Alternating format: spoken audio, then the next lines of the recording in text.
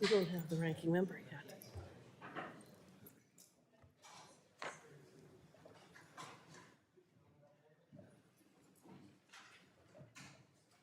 Is she on her way? She's on her way, yes.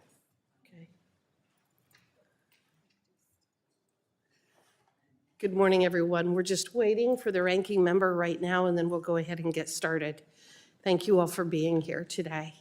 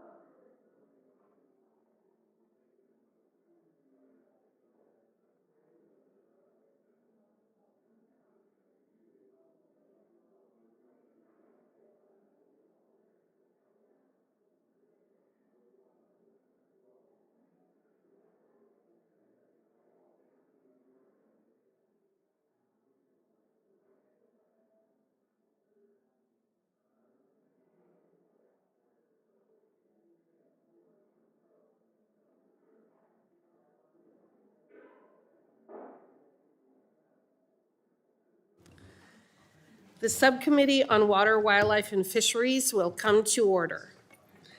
Good morning, everyone. I want to welcome members, witnesses, and our guests in the audience in today's hearing. Without objection, the chair is authorized to declare a recess of the subcommittee at any time. Under Committee Rule 4F, any oral opening statements at hearings are limited to the chair and the ranking member. I therefore ask unanimous consent that all other members' opening statements be made part of the hearing record if they are submitted in accordance with Committee Rule 3.0. Without objection, so ordered.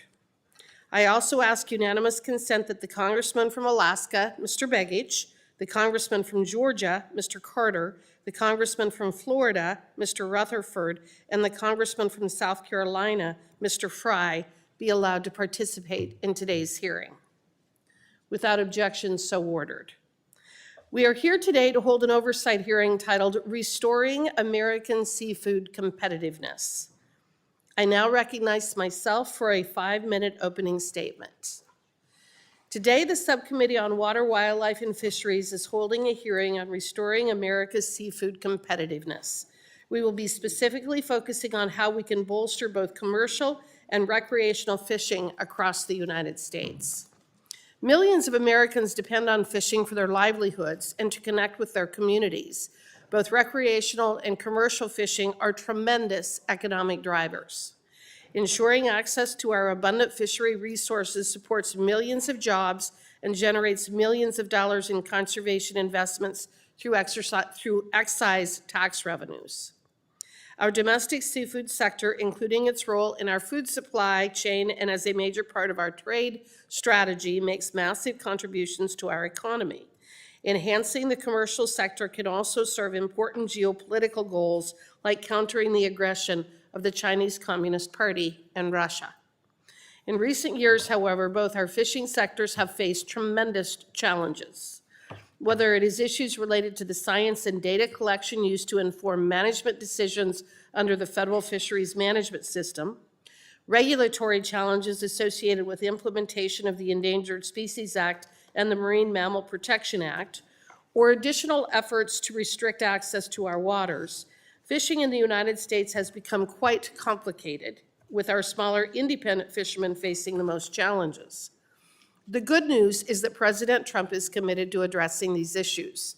In April, he signed an executive order titled Restoring American Seafood Competitiveness, which is intended to reduce regulatory burdens and restrictions to ensure that the American fishing industry can thrive. President Trump's executive order directed the Secretary of Commerce to work with the 8 regional fishery management councils to make the necessary changes to reduce regulatory burdens, to adopt new technologies to improve management, and work with stakeholders across this community. Today's hearing is intended as a signal to those stakeholders that Congress will support President Trump in these efforts and will work with this administration to develop the necessary approach to chart a better path forward. We look forward to partnering with the Trump administration to carry out these shared goals. The United States has long served as the world's gold standard for fisheries management. The Magnuson-Stevens Fishery Conservation and Management Act is a cooperative, stakeholder-driven approach to fisheries management in the United States. This approach has long been supported and trusted by the many stakeholders in working with the 8 fishery management councils. And yet challenges still persist. As the President's executive order states, one central challenge for both the recreational and commercial sectors has been the lack of adequate data to inform fisheries management decisions. A lack of complete data can lead to shorter fishing seasons and more restrictions. That is why conducting thorough, complete stock assessments and fishery surveys to sustainably manage our federal fisheries is at the core of NOAA's mission. This work must not only continue, but it must be prioritized. A common theme throughout our WWF hearings on a variety of topics has been the need for certainty and stability for our industries and small businesses. Perhaps the biggest driver of economic instability has been the federal government's promulgation of overburdensome regulations. Within our jurisdiction, the ambiguity and lack of clarity that environmental statutes like the Endangered Species Act and the Marine Mammal Protection Act are the main drivers in this area. Our fishermen and women simply do not know what the rules are going to be from administration to administration. That isn't fair to them, and such a situation undermines their ability to invest in their fleets and in infrastructure. As we have heard in recent months and years, both the commercial and recreational sectors have faced undue burdens under both the ESA and the MMPA. Reforming and modernizing these statutes will help reduce burdens, promote access to our marine resources, and provide certainty and clarity for the regulated community, while at the same time protecting our fisheries and marine resources. We can, in other words, continue to protect our marine and mammal species while also protecting our fishing industries. Above all, we must promote access to our fisheries while continuing to serve as good stewards of our resources. Today's hearing is a first step to lay out a vision for the future of federal fisheries management, one that embraces the cooperative approach between fisheries managers and stakeholders, demands better science and data, and embraces the role that technology can play in solving these issues. With that, I want to thank our witnesses for being here and the members for their interest in these important issues, and I yield back. I now recognize Ranking Member Hoyle for her opening statement. Thank you, and thank you to the witnesses for being here today. I know some of you traveled a long way. From coast to coast, the American fishermen and fisherwomen fuel the economy and feed the world. Our fisheries are some of the best managed and most sustainable in the world. Science-based management led by members of the fishing industry in close collaboration with scientists protect the balance of our ocean ecosystems and ensure that fishing can continue for generations to come. I appreciate that the Trump administration wants to support the competitiveness of our domestic seafood industry. Certainly, it is an important part of the economy of my district. I hope to work with the administration and my colleagues in the majority to achieve that goal. But I don't see how the administration is going to succeed when it spent the last 4 months haphazardly cutting the funding and workers that our fisheries rely on. Fishing communities in my state and many fishing communities around the country have been thrown into chaos due to these DOGE cuts. You're not going to make our seafood industry more competitive by firing staff at NOAA, canceling research, banning NOAA staff from traveling to meetings, or by instigating trade wars with erratic and unstrategic tariff policies. Over 1/3 of the NOAA fisheries positions are now vacant. Fishery science centers across the country are bleeding talent, and key NOAA fisheries staff have been fired. For example, this spring, hatcheries that normally release millions of Chinook salmon are in limbo because the single NOAA employee, Krista Finley, was abruptly terminated in February by DOGE. Her job was to ensure hatchery operations met federal standards under the ESA and provide permits to release them. Now NOAA isn't processing compliance reviews, the hatchery fish can't be released, and this isn't just a this year problem, it hurts the long-term future of West Coast salmon runs. The Pacific Northwest needs a functioning federal partner that takes its responsibilities seriously. Meanwhile, the president's budget would eliminate or zero out over a dozen programs that support fisheries and coastal communities, including the Sea Grant. Oregon Sea Grant scientists provide resources that help fishermen sell more seafood, prevent and treat boating injuries, and reduce plastic pollution. This program leverages $5 in additional funding and economic benefits for every federal dollar invested, and that's a good return on investment. Certainly seems like a worthy and efficient investment to me, and yet the second hearing in a row, NOAA leadership has refused to appear in person to answer the committee's questions about their plans to eliminate the Sea Grant program and many others. I want to support our fisheries by investing in them and the tools they need to be sustainable and successful. That's something we should all be able to get behind, and I look forward to hearing more from our witnesses today. Thank you, and I yield back.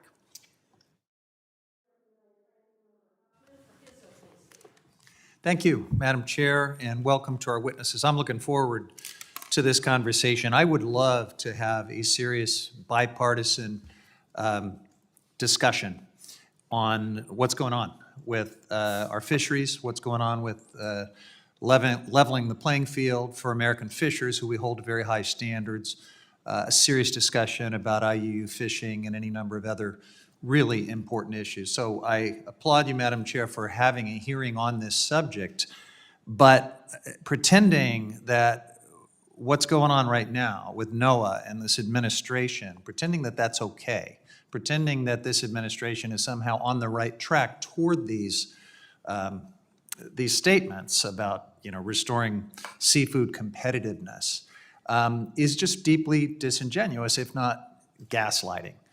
You can't speak these things into action. You have to do actual policies that make them happen. And we are not on the right track in that regard. Let's be clear, President Trump's imperial edict on restoring American seafood competitiveness doesn't restore anything. It certainly doesn't help American fishers. It dismantles the programs, the science, and the safeguards that have made U.S. fisheries among the most sustainable in the world. You don't strengthen American fisheries by gutting the systems that keep populations sustainable. You don't support fishers by sidelining science-based decisions, which everybody agrees is the core to maintaining a sustainable fishing economy. You don't support, you don't help American fishers by ignoring illegal, unreported, and unregulated, or IUU fishing that floods our markets and sabotages their livelihoods. Now, I understand that in his imperial edict, President Trump said he wanted to crack down on IUU fishing, but in the same breath, he's dismantling the one program that we have to confront it, the Seafood Import Monitoring Program, SIMP. He's absolutely crippling the one agency that we have to manage fisheries, who has a significant role in confronting IUU fishing. So there's an incredible disconnect between these catchy phrases and the title of this hearing and what's actually going on with the policies and actions of this administration. President Trump and his Doge cronies are thoughtlessly slashing budgets. They are firing seasoned scientists. They're pushing disruptive bureaucratic reshuffling schemes, including moving commercial fisheries regulation over to an agency that has zero experience and zero capacity to even deal with commercial fishing. They don't even know what it is at the U.S. Fish and Wildlife Service. So that's the kind of thoughtlessness and recklessness that we're seeing right now, and we sure ought to be talking about that instead of gaslighting and pretending that everything is on the right track. Science should be at the core of fisheries management, and that requires consistent investments in things like stock assessments,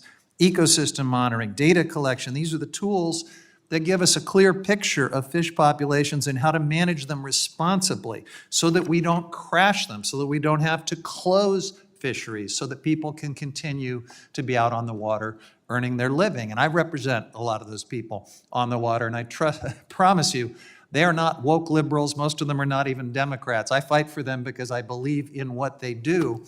And many of them are telling you, Madam Chair, and they're telling this administration and raising alarms in every way they can, that this stuff is not okay. What's going on with Doge, what's going on with NOAA, some of these wrong-headed proposals. The notion that you can talk about confronting IUU fishing, but then do things that absolutely cripple our ability to take it seriously. So, look, this should be a bipartisan subject.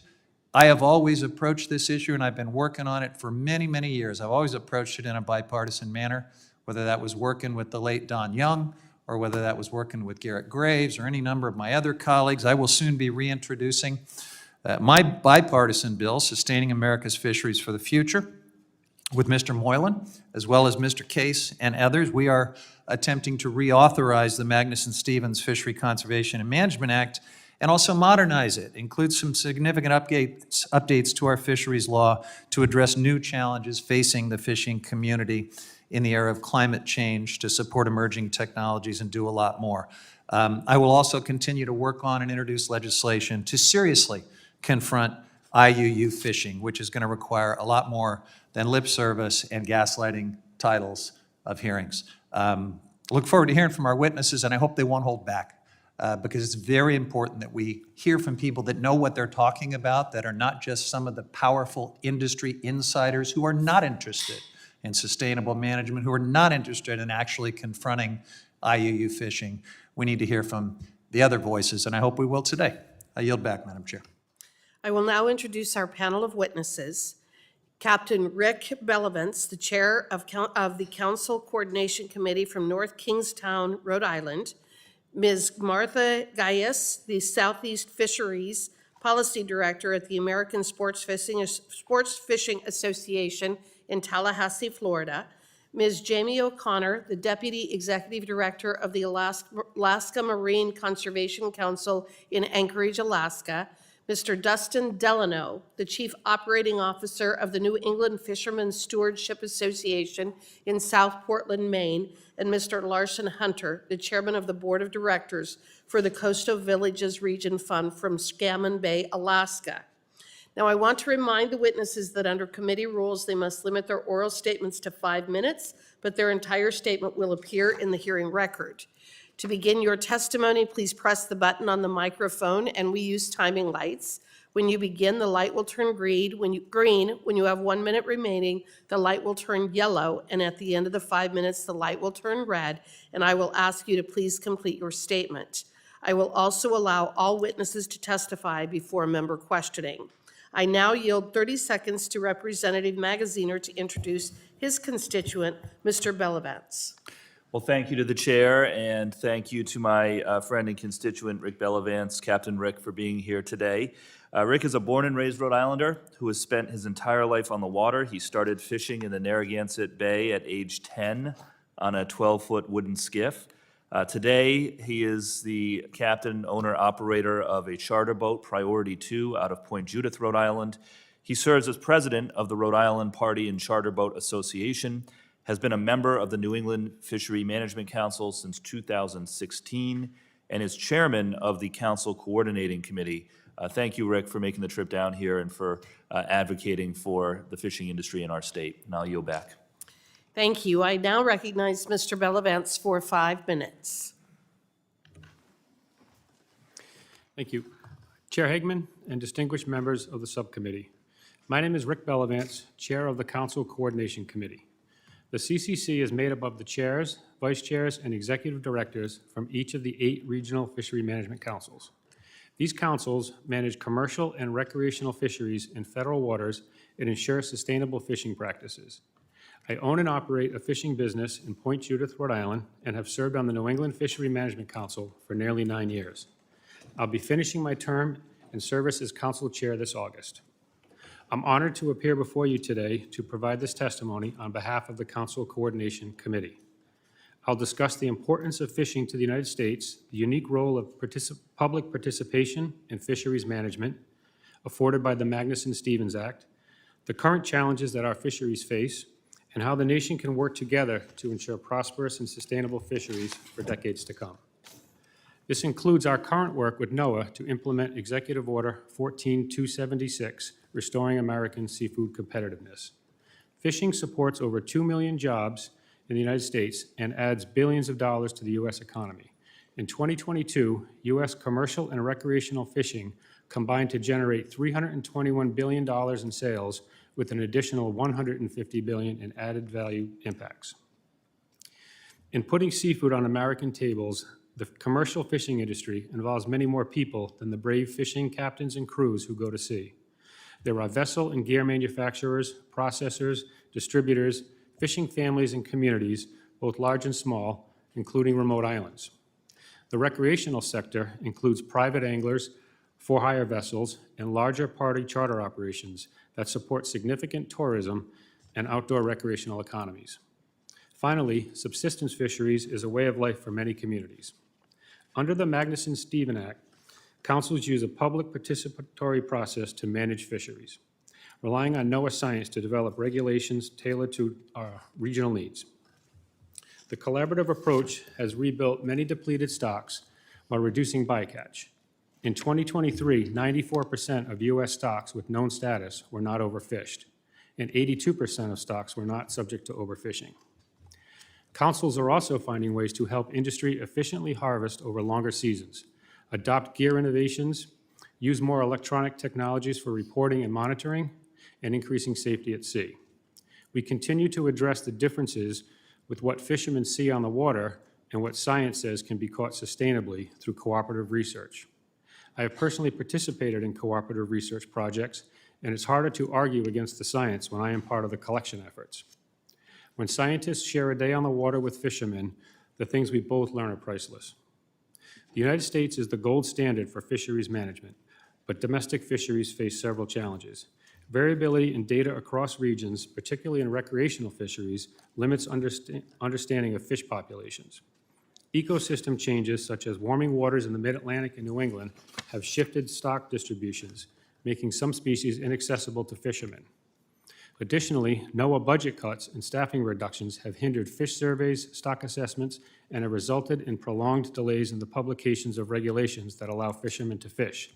Canceled or scaled-back stock assessments threaten economically important fisheries like groundfish, monkfish, and scallops in New England. Proposed cuts could further erode NOAA's ability to provide critical science for management decisions.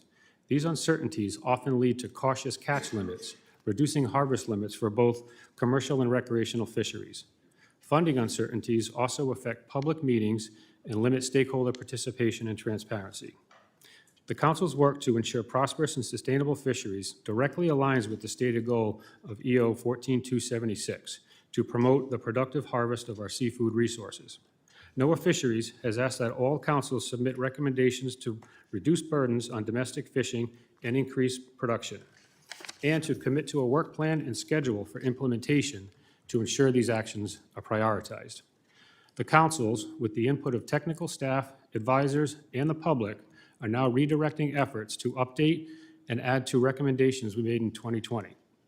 Despite NOAA's stretched resources, the councils are committed to balancing conservation with productive harvest of U.S. seafood. By continuing collaboration, leveraging science, and engaging stakeholders, the councils, individually and working through the CCC, aim to increase fishing opportunities while ensuring that essential ongoing work of keeping fishing operating is not compromised. Thank you. I can take your questions. Thank you, Mr. Bellavance. I now recognize Ms. Guyas for 5 minutes.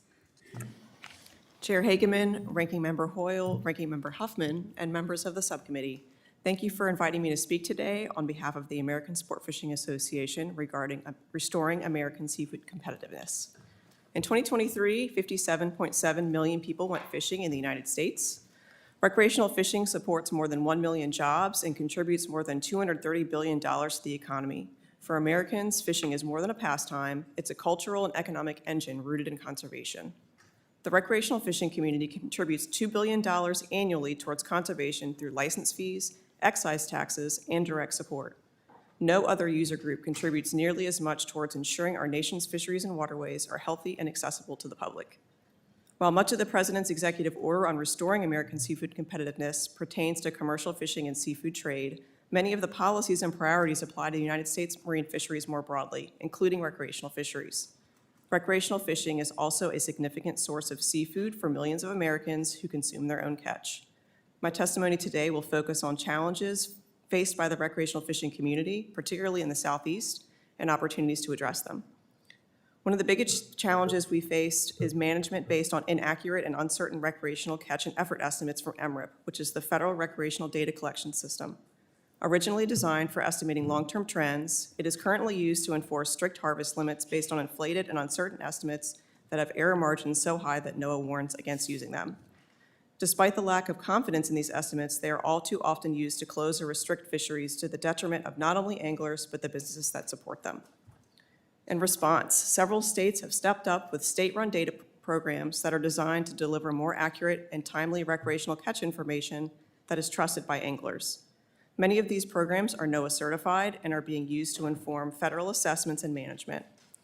One example where we have seen success in this regard is with Gulf red snapper, where state-led data collection has enabled state-led management of the private recreational component of the fishery. This allows management to not only be based on more reliable catch information, but also tailored to local needs.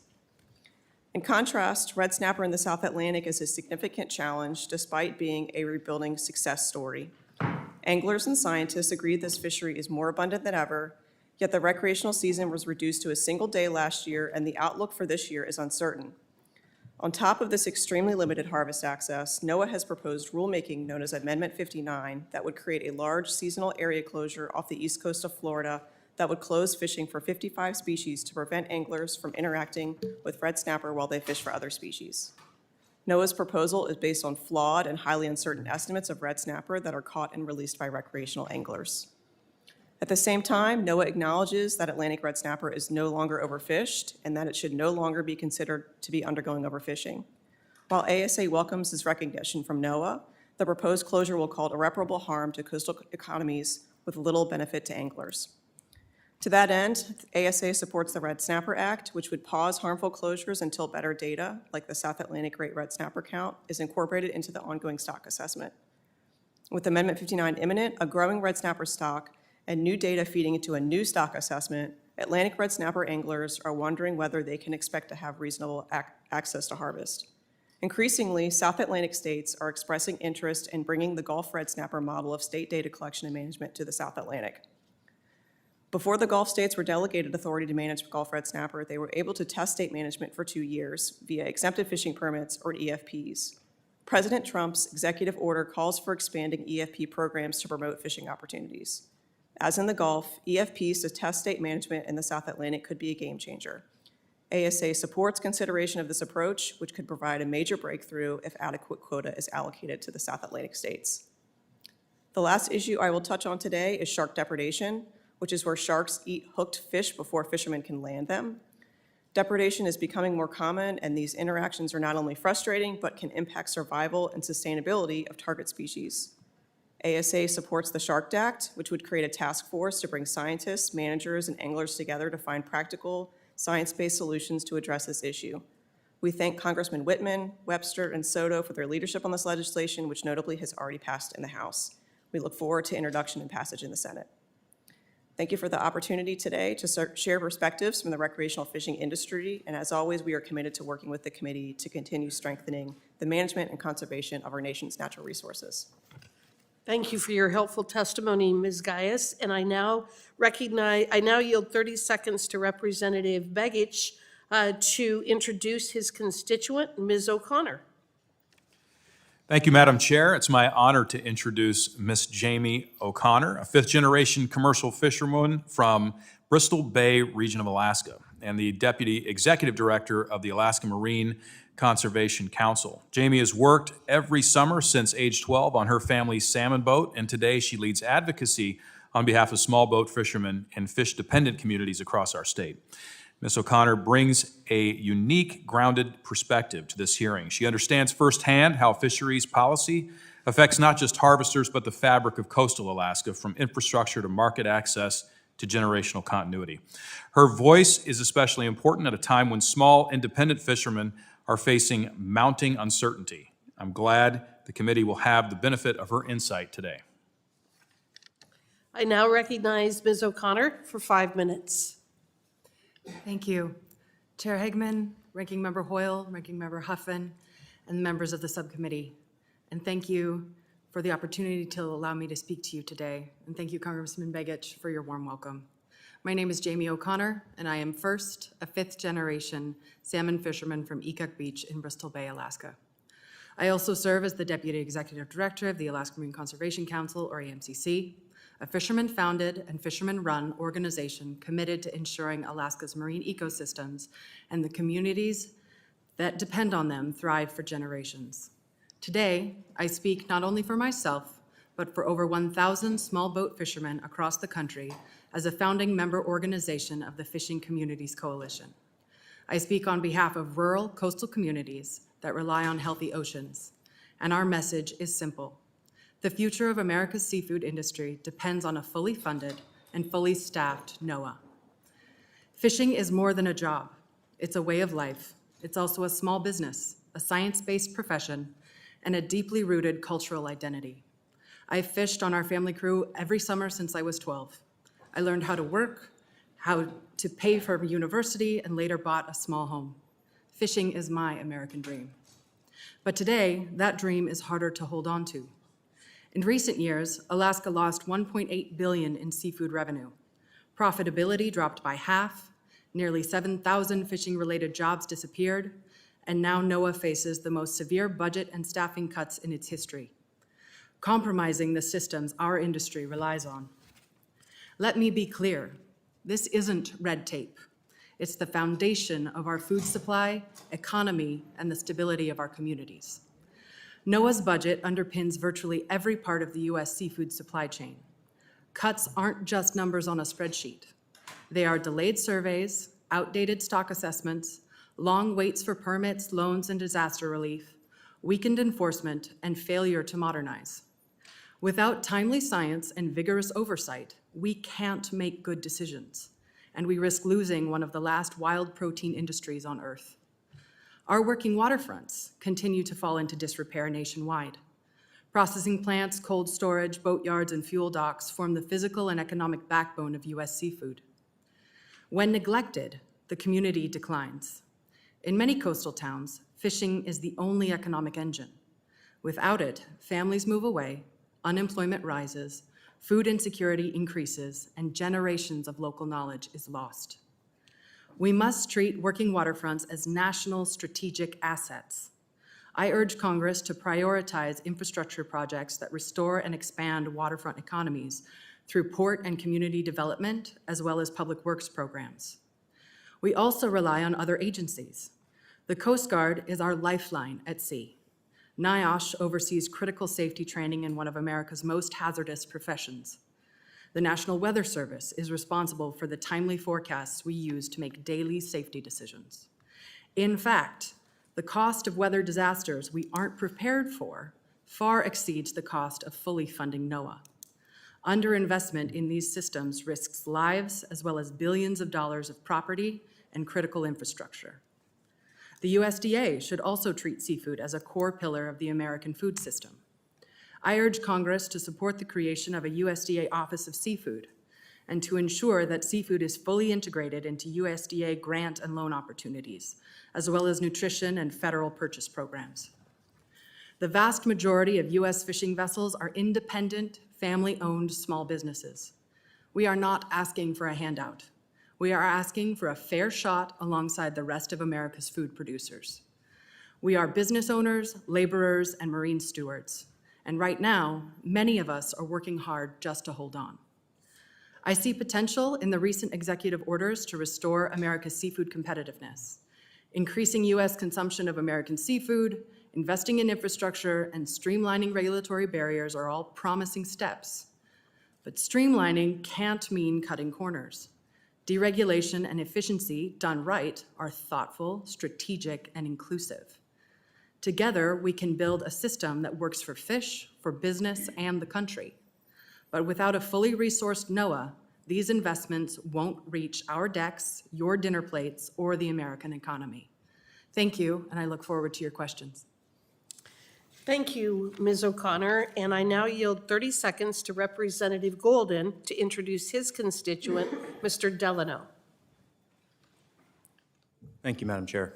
Mr. Delano is technically not a constituent of mine, but my wife hails from the region that he calls home, and there is no daylight between the fishermen that I represent in my congressional district and the fishermen in the rest of the state, and they're the job they do is so important to the entire state that I really think of myself as a representative and to every one of them, and I care about their communities and what they do. Dustin has 20-plus years of fishing experience, but in his family alone, he has 4 generations of fishing knowledge standing behind him. Dustin is the real deal. He knows his trade, and he loves it, but he has also put a lot of time into learning the regulatory and political process that affects his own and other fishing families and communities. And he's made a big decision to join NEFSA, to bring his expertise to bear for the good of the fishing communities all over Maine, New England, and I think I can say even for fishing communities all around the country. So thanks for being here, Mr. Delano, and we look forward to hearing your testimony. Thank you. I now recognize Mr. Delano for 5 minutes. Chair Hagman and members of the subcommittee, thank you for the opportunity to speak to you today. My name is Dustin Delano. I'm the Chief Operating Officer of the New England Fishermen's Stewardship Association and a fourth-generation lobster fisherman from Friendship, Maine. I started going out lobstering with my father as soon as I learned to walk. By the time I could fish commercially, I knew it wasn't just a job, it was a way of life. I spent over 20 years learning not only the skills of the trade, but the values that define Maine's coastal communities. After a decade participating in the regulatory processes in Maine, I saw how disconnected policy had become from reality. That's why I stepped back from full-time fishing to help lead NEFSA, which now represents thousands of fishermen, dealers, processors, and communities across New England. Our mission is to bring fishermen's knowledge directly to the policymakers shaping our future. Before I go any further, I want to ask you all something, and I want you to really think about it. What's the one thing in your life that gives you purpose? Not a favorite food, not a favorite vacation spot, but the thing that defines who you are. Maybe it's your family, maybe it's your work, maybe it's something passed down through generations, a tradition that shaped your identity. Now imagine waking up every day knowing that the very thing that defines you, your livelihood, your heritage, your future, is constantly at risk.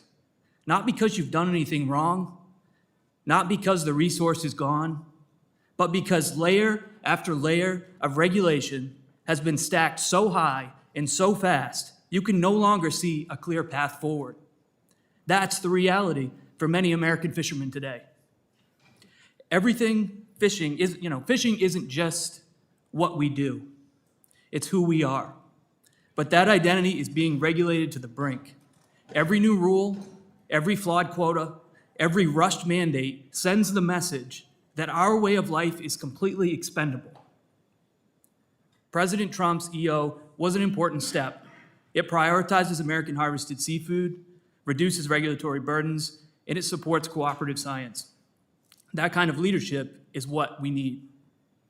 One of the most urgent issues is the crisis in the ground fishery, caused by overregulation and flawed quota systems.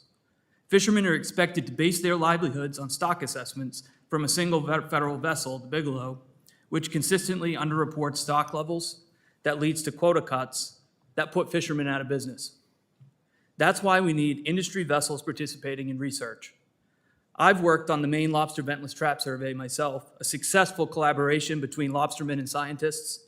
It builds trust with fishermen and gives us real-world data.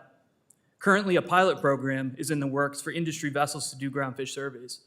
The project, if funded, would essentially extend the NEMAP survey into federal waters and adjust sampling based on real-world conditions like tides and moon phases. Another major challenge is the North Atlantic right whale regulations.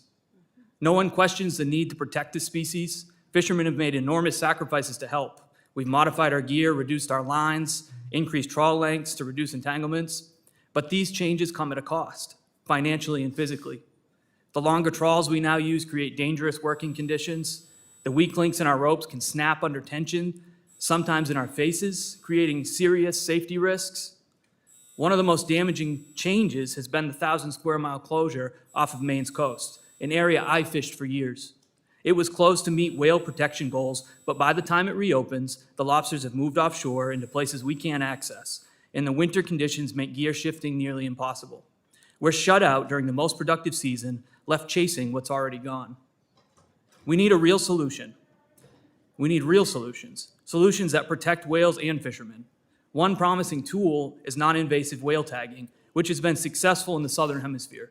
With real-time location data, we could avoid conflict zones more accurately instead of relying on broad closures that don't reflect reality. Fortunately, Maine is developing a strong congressionally funded whale risk assessment model. But unless the current regulatory process is extended, these restrictions will return before the science is ready. Lastly, I want to quickly mention the gray zone near Machias Seal Island, a territorial disputed area where U.S. fishermen face strict regulations, while in some cases, Canadian vessels operate freely. It's not just unfair, it's unsustainable. Our fishermen are playing by strict U.S. rules, while Canadian caught seafood enters our markets unchecked. We need to move toward co-management at the very least, but ideally, assert full U.S. sovereignty and resolve this dispute with Canada. We're not asking for a free pass. We're asking for fairness, Because when regulation erases your ability to fish, to plan, to provide, you're not just losing your job, you're losing your identity, your future, and your community. And that's a loss this country cannot afford. I'm proud of my heritage, and I want future generations to have the chance to fish these waters, earn a living, and keep our coastal culture alive. Thank you. Very powerful testimony. Thank you for that. I now yield 30 seconds to Representative Begich to introduce his constituent, Mr. Hunter. Thank you, Madam Chair. I'm pleased to introduce fellow Alaskan and someone whose leadership is deeply rooted in one of the most fisheries-dependent regions in the country, Mr. Larson Hunter. Mr. Hunter is the chairman of the Coastal Villages Region Fund, the largest of Alaska's community development quota groups, representing more than 9,000 residents across 20 villages in western Alaska. He also serves as the city manager of Scammon Bay, a remote community near the mouth of the Yukon River. Mr. Hunter's personal journey from growing up in a subsistence household in Scammon Bay to leading one of the most important economic development institutions in our state is a powerful example of what fisheries-based opportunity can mean for rural Alaska.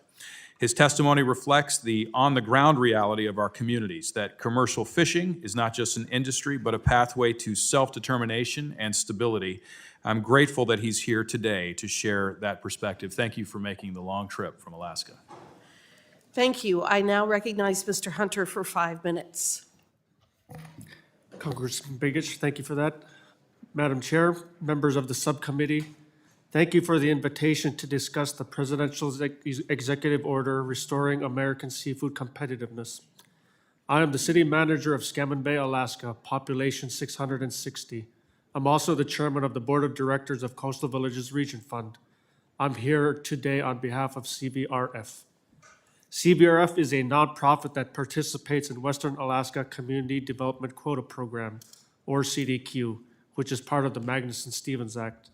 We serve more than 9,000 people in 20 communities. CVRF owns and operates vessels in the Bering Sea pollock, cod, and crab fisheries.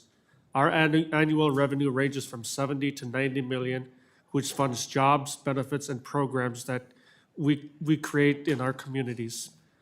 CDQ creates opportunities that would not otherwise exist. My life story is a testament to that. I grew up poor in Western Alaska. There aren't many jobs, and there are times we didn't have a lot to eat. I've always looked forward to school in the fall because they served us breakfast and lunch. When I was 12, our toilet had broke and we could not afford a new one. I emptied the honey bucket for a few years until I got a job after high school, and the first thing I bought was a first thing I bought was a toilet. Soon after, I received CVRF scholarship and went to college for an IT degree. That turned into a full-time job and several promotions at CVRF. I eventually became the quota manager. Then I moved back to Scammon Bay to start a family. My wife and I agreed that we would raise our kids in the village with subsistence hunting and gathering and living by the seasons. It's full of challenges, but very rewarding. I also wanted to help CDQ do more for others, so I ran for CVRF board seat in 2016, and today I'm grateful for the opportunity to serve as the chairman. When CDQ first started in the early 90s, we had one staffer renting space in the city of Scammon Bay. By 2004, my internship started there, and 13 CVRF employees were in our region, helping residents across access benefits and programs. Today, we have more than 100 people working full-time jobs in our communities. We've paid them over $4 million in wages last year. To put this into perspective, that's 100 families that are not on public assistance. Without CDQ, the alternative in our region is usually food stamps. Many of our employees work at our mechanic welder shops, repairing outboards, ATVs, and snow machines that people use for subsistence. Before CVRF opened up these shops, you had to fix your broken machines by yourself or send it back to Anchorage, which few could afford. Some of our residents work on the Bering Sea out on the Bering Sea vessels, including some newer hires that have come through our maritime training program. Other CDQ groups have similar stories. Together, we create and support thousands of jobs and millions of dollars in wages that weren't there before and won't be there if we're gone. Commercial fishing in the Bering Sea, especially for Alaska pollock, funds all of this. Beyond CDQ, there are over 140 coastal communities in Alaska alone that are seafood dependent. This includes America's largest seafood ports like Dutch Harbor and Kodiak, and many smaller communities around the state. There are about 48,000 directed seafood jobs in Alaska, and seafood sector is our state's largest employer. Naturally, commercial fishing supports more than 1 million jobs, mostly in coastal and awful rural communities. Commercial fishing and processing is a major part of rural tax base in Alaska too. Several boroughs in Alaska depend on fish taxes for a majority of their revenue. Alaska accounts for 60% of America's domestic harvest and 70% that is exported. We are unusually dependent on world markets, which is why trade provisions in the recent executive order are important. A seafood executive order comes at a critical time. Alaska seafood is struggling to compete against non-market economies like China and Russia. The Russians are massively subsidizing new fishing fleets. They even require their fishing companies to buy these new vessels if they want quota. As a result, the Russian pollock harvest has increased from 1.75 million tons to 2.46 million tons since 2021, while the U.S. harvest level remains steady and sustainable. Also, the United States remains the single most expensive place to build new large fishing vessels. It costs about 3 times more to build new vessels here than it does overseas. We compete in global markets against fishing companies with significantly lower capital costs. Hopefully, Congress and the President can address some of these issues through legislation and trade policies that levels the playing field for U.S. producers. The economic health and the fisheries of our coastal communities depends on it. Madam Chair, members of this committee, thank you for this opportunity to speak before you. I hope my story will offer a new and unique perspective on these issues, and I'll answer any questions you have for me. Thank you very much. I want to thank each of the witnesses for your testimony, and I am now going to recognize the members for 5 minutes each for questions. I'm going to begin with myself. Mr. Hunter, very interesting information that you have provided. In your testimony, you state that given the challenges that the seafood industry in Alaska is facing, President Trump's executive order comes at a critical time. Broadly, can you share your perspective on how the executive order can help the seafood industry in Alaska? Madam Chair, I believe, the term equaling fair trade will open the door to making things fairer for us. We've got a large concern with what the Russians are doing. My understanding is they're increasing their fleet. They play by different rules than we do. We're heavily regulated. We've got rules we need to follow. If we could level the playing field, I think being competitive with Russia down the road in the future is in our best interest. What other factors should Congress be looking at to further encourage fishing and seafood in the United States? Can you repeat the question, please? Sure. Are there other factors or ideas that Congress should be looking to help your industry? Well, we've got many challenges, and one of the biggest challenges we have is bycatch in our region. It's an ongoing issue. We struggle locally with the salmon issue, and I think Congress, if they were able to fund more into research into what the causes are, I think that would be a great impact to our region. Okay. Mr. Delano, I agree with you about overregulation in this country. And not only does it affect your industry, it affects many industries across the board. But I do know that the fishing and lobstering industry have been hit especially hard. The lack of adequate data is directly linked to how many fish or how much seafood, how many lobster you can catch. And this executive order from Mr. Trump makes it clear that no one needs to reprioritize the critical work such as stock assessments. What can NOAA do differently under this administration to ensure that, first of all, the data is in fact collected and that it is accurate and reliable?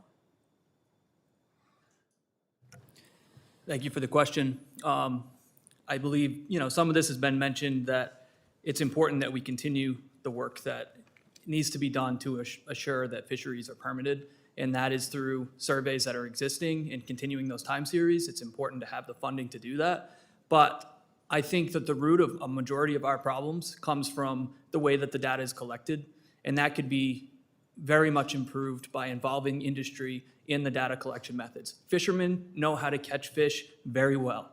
Scientists know how to handle the information and to develop conclusions about what's going on. They need to work together. That is how we move forward. Until we do that, our fishing industry is going to continue to be crippled. Well, I don't think that you can actually discuss the future of the right whale without discussing the impact of the offshore wind farms, yet our federal regulatory agencies have turned a blind eye and refused to address that issue. But this is one area that I believe that we need to collect additional data. Mr. Delano, would you agree with that? I agree 100%. Okay. What is your, what would you recommend in terms of what we can do to actually assess the right whale situation and make sure that we can protect it?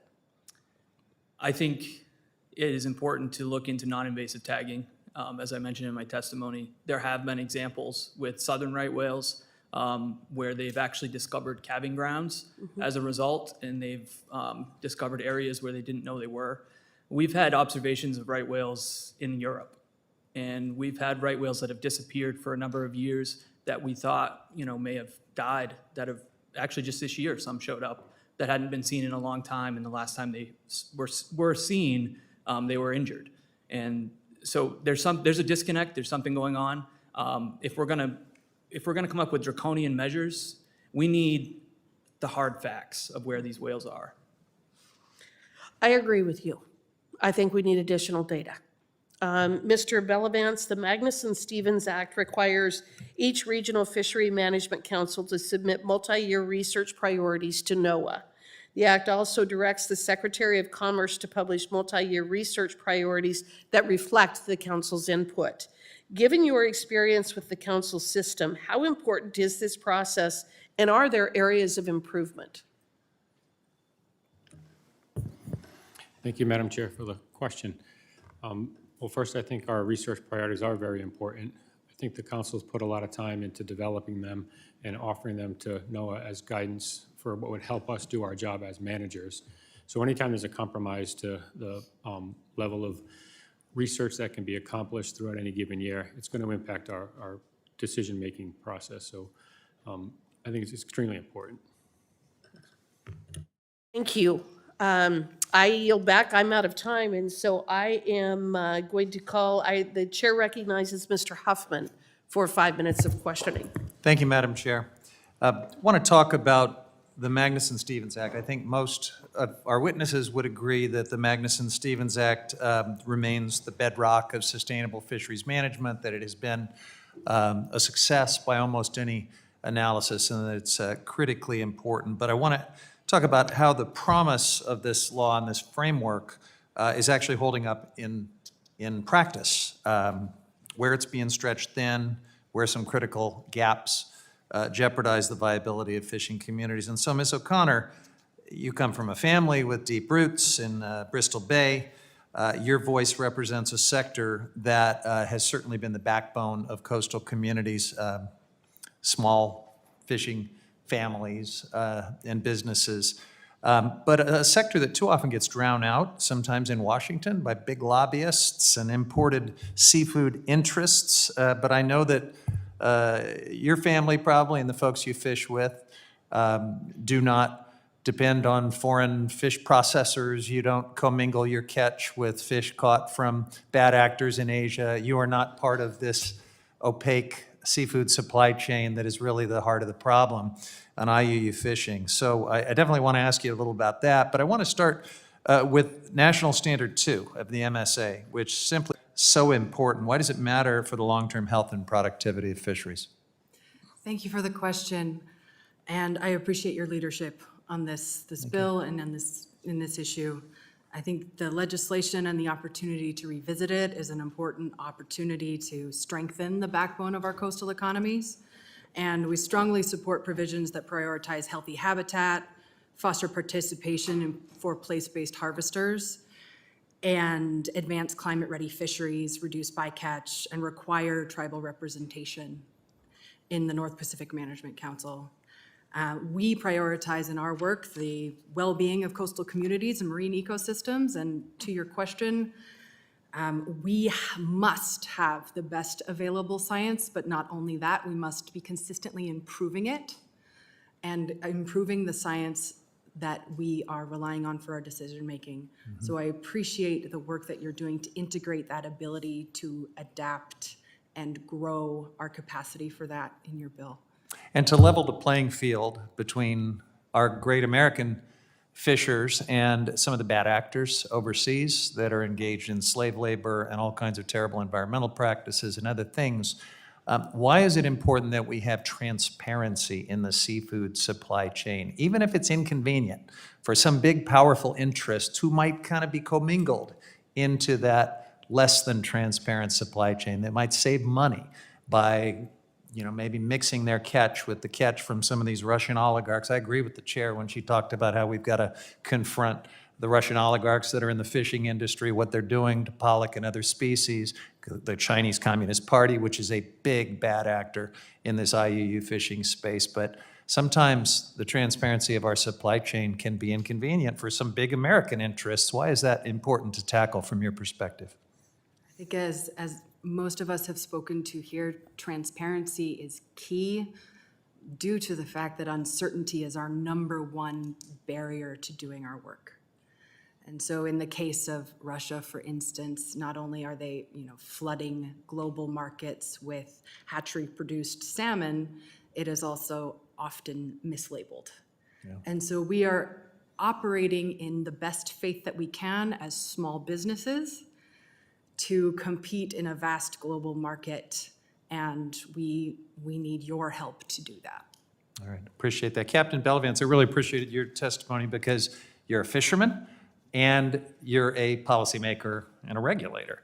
And there's this interesting kind of love-hate relationship, I think, between folks who make their living on the water. You heard a little bit of that coming through from Mr. Delano, this strong libertarian thread, but also a need for good regulation, good science-based regulation to prevent us from going back to the Wild West where we were crashing fisheries and closing fisheries, and to make sure we've learned from those days. How do you go about making regulation and considering regional circumstances and science and stakeholder input to get it right? Thank you. Thank you for the question. It's a good one. So it's a complicated process, right? I think when we go about making regulations, we have a lot of meetings similar to this where we have stakeholder engagement. We rely on a lot of science from NOAA Fisheries to help us kind of characterize the resources, and then try to do our best to afford fishermen the biggest opportunities they can get while also trying to preserve fish for the future. It's a delicate balance. It doesn't always go the way managers want it or the fishermen want it, but it's the best system that in the world, in my opinion. Thanks for your indulgence, Mr. Chair. Yield back. Thank the gentleman. I will recognize myself for 5 minutes. I'd like to thank our panelists for joining us today. Ms. Guyas, I want to start with you. You spoke about shark depredation. It's become a massive problem for anybody that pursues fish, whether it's commercial or recreational. We know a lot of their catch is lost, unfortunately, to sharks that are uninvited guests, are being conditioned, I think, to boats and fishermen. You talk about the massive impact that it has on those fisheries. You spoke about 77% of folks in the fisheries have been affected in one way or other by shark depredation. I hear it on a daily basis from our commercial and recreational fishermen. It does have an impact. The scary thing about shark depredation is this. As we manage fisheries, and there's been a lot of talk about managing fisheries on good science, I'm 100% in agreement. My minor was fishery science. I worked as a commercial fisherman and recreational fisherman growing up. My son is a commercial fisherman. Science is key. But what we're missing in the science is when a shark eats a fish that a fisherman tries to catch and it doesn't get it, but the shark gets it, does that get counted in how we manage fisheries, Ms. Guyas? I don't think it's getting counted in very many, although this is a discussion that's coming up more and more. People are concerned about this because, as you said, it's a growing issue. You hear about it almost every day. I hear about it almost every day. It seems like it's affecting everyone, whether you're fishing inshore, offshore, recreational, commercial. It's interesting because when we talk about managing fisheries, we talk about mortality. And mortality either happens naturally, a fish grows to an old age and dies, something else in the ocean eats it, that prey-predator relationship, or a human catches it.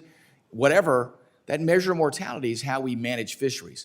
But when we have an imbalanced view of mortality, when sharks are eating fish that are easily targeted, I would argue that shark is not going to eat that fish if it gets its own fair chance to swim away. But when a fisherman has it either in a net or on a fishing rod, it's easy prey for the shark. And then as we are calculating how much mortality happens from fishermen, and you say, oh, the fisherman caught 1 tuna fish today, but the fisherman had to hook 20 tuna in order to bring 1 tuna to the boat because the other 19 were eaten by sharks.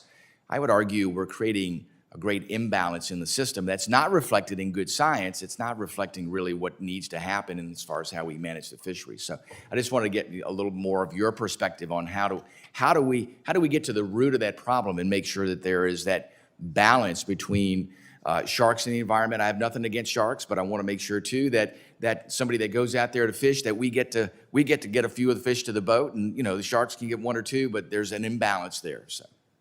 Yeah, thank you for the question, and thank you for your leadership on the Shark Act, because I think that gets to this very issue. What that would do would bring together all the people that need to get together to collaborate on this, managers, scientists, stakeholders, fishermen, potentially can inform the process. We need to tell fishermen how to handle the situation. We need to understand exactly what's happening, and if there are circumstances where we can avoid it, we need to look at technology. I think it's going to take, it is a complicated issue that probably is a complicated solution. Yeah. So the Shark Act helps get people together, put their heads together on this.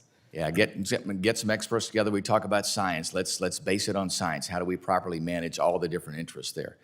Mr. Delano, I appreciate your efforts in the commercial fishery side. As I said, my son's a commercial fisherman. I grew up commercial fishing, worked in seafood safety for 2 decades.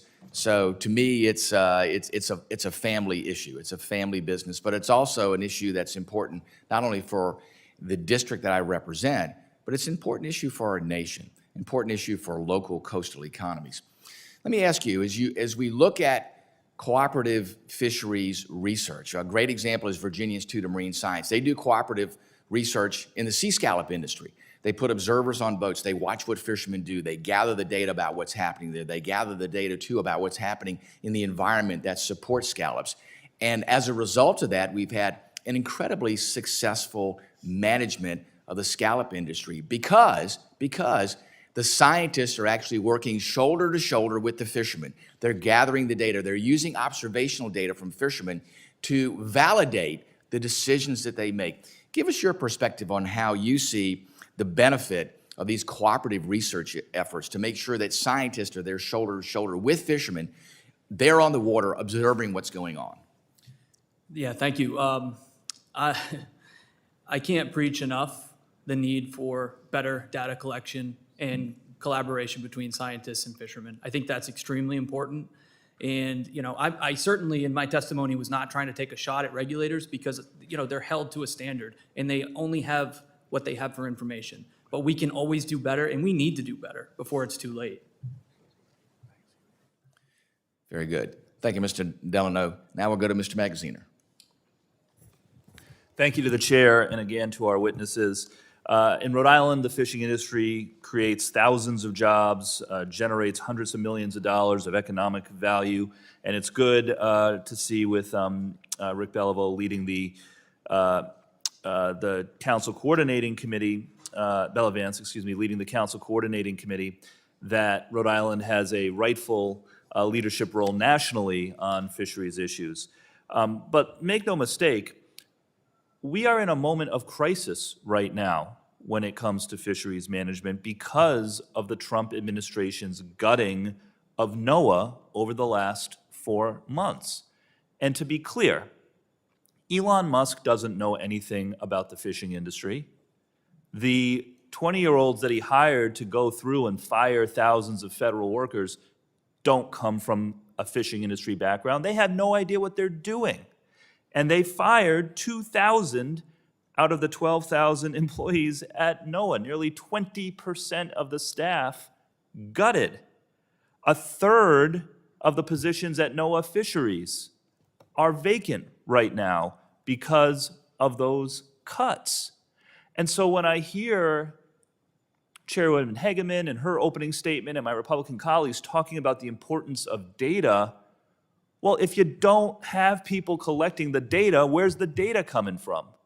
Like, you need people at NOAA who can actually process the data that is coming in, collect it in partnership with the fishing industry, process it, and make good informed decisions.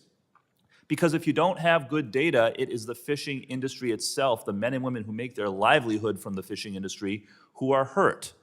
If you don't have accurate data, you could have an undercount. And so the quotas are lower than they should be, and people are not allowed to fish as much as they should be allowed to, so they don't make the money they should be able to make. If you have poor data, maybe you could have an overcount, and that hurts the long-term sustainability of the fishing industry. If you want good data, you need the staff at NOAA to help collect and analyze and process the data. And it's not just NOAA, by the way. The University of Rhode Island, in my district, has a tremendous research arm devoted specifically to this. And they have had to lay people off because of grants being canceled. For, again, no good reason. So, one area where, when I sent the CCC, the Council Coordinating Committee, a letter earlier this month, I asked for feedback on what the impact of these NOAA cuts would be. And they responded in no uncertain terms that these assessments that study the health of fish populations are the foundation of how NOAA and the councils manage fisheries. And without good scientific data, the councils are forced to proceed with caution, which means lower catch limits. It hurts the industry to have a gutted NOAA workforce. That means less money for fishermen. It means higher prices for consumers as well if you are underfishing because there isn't adequate stock data. So I'd like to ask Rick to weigh in on this.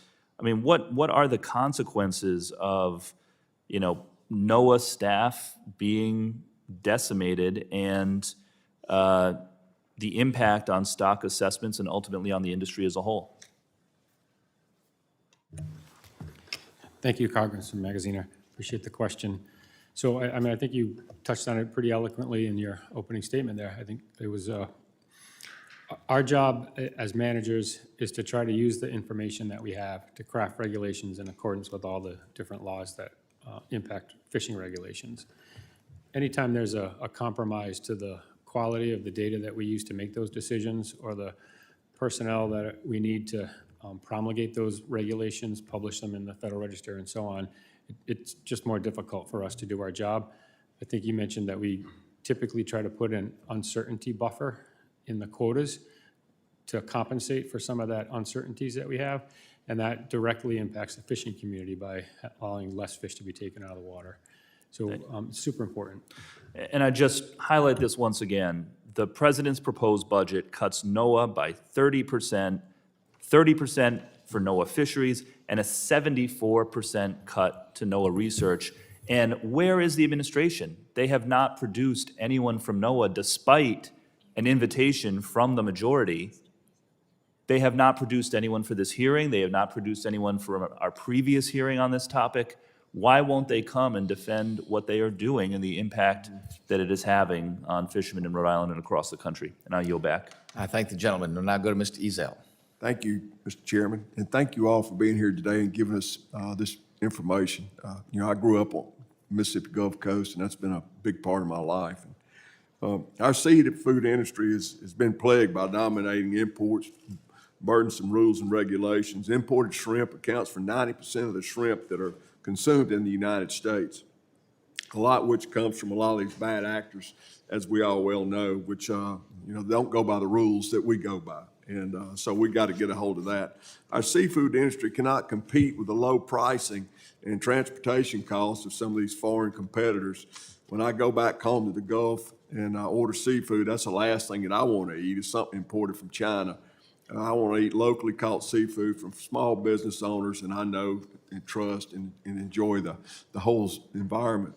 I've introduced the Safer Shrimp Imports Act alongside Senator Hyde-Smith to require the FDA to significantly increase testing of imported shrimp and publicly report inspection results, giving consumers more confidence in the safety on what's on their plates. Our local Gulf Coast shrimpers are playing by the rules while foreign producers are flooding the market with unsafe, low-quality products. Building off that concept, I was pleased to see the president's EO that restores the American seafood industry finally lifting some of these burdens that's been placed on the fishermen by giving some real meaning to locally caught.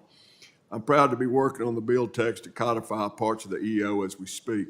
Putting American seafood means restoring jobs, national food security, and increased health of all Americans.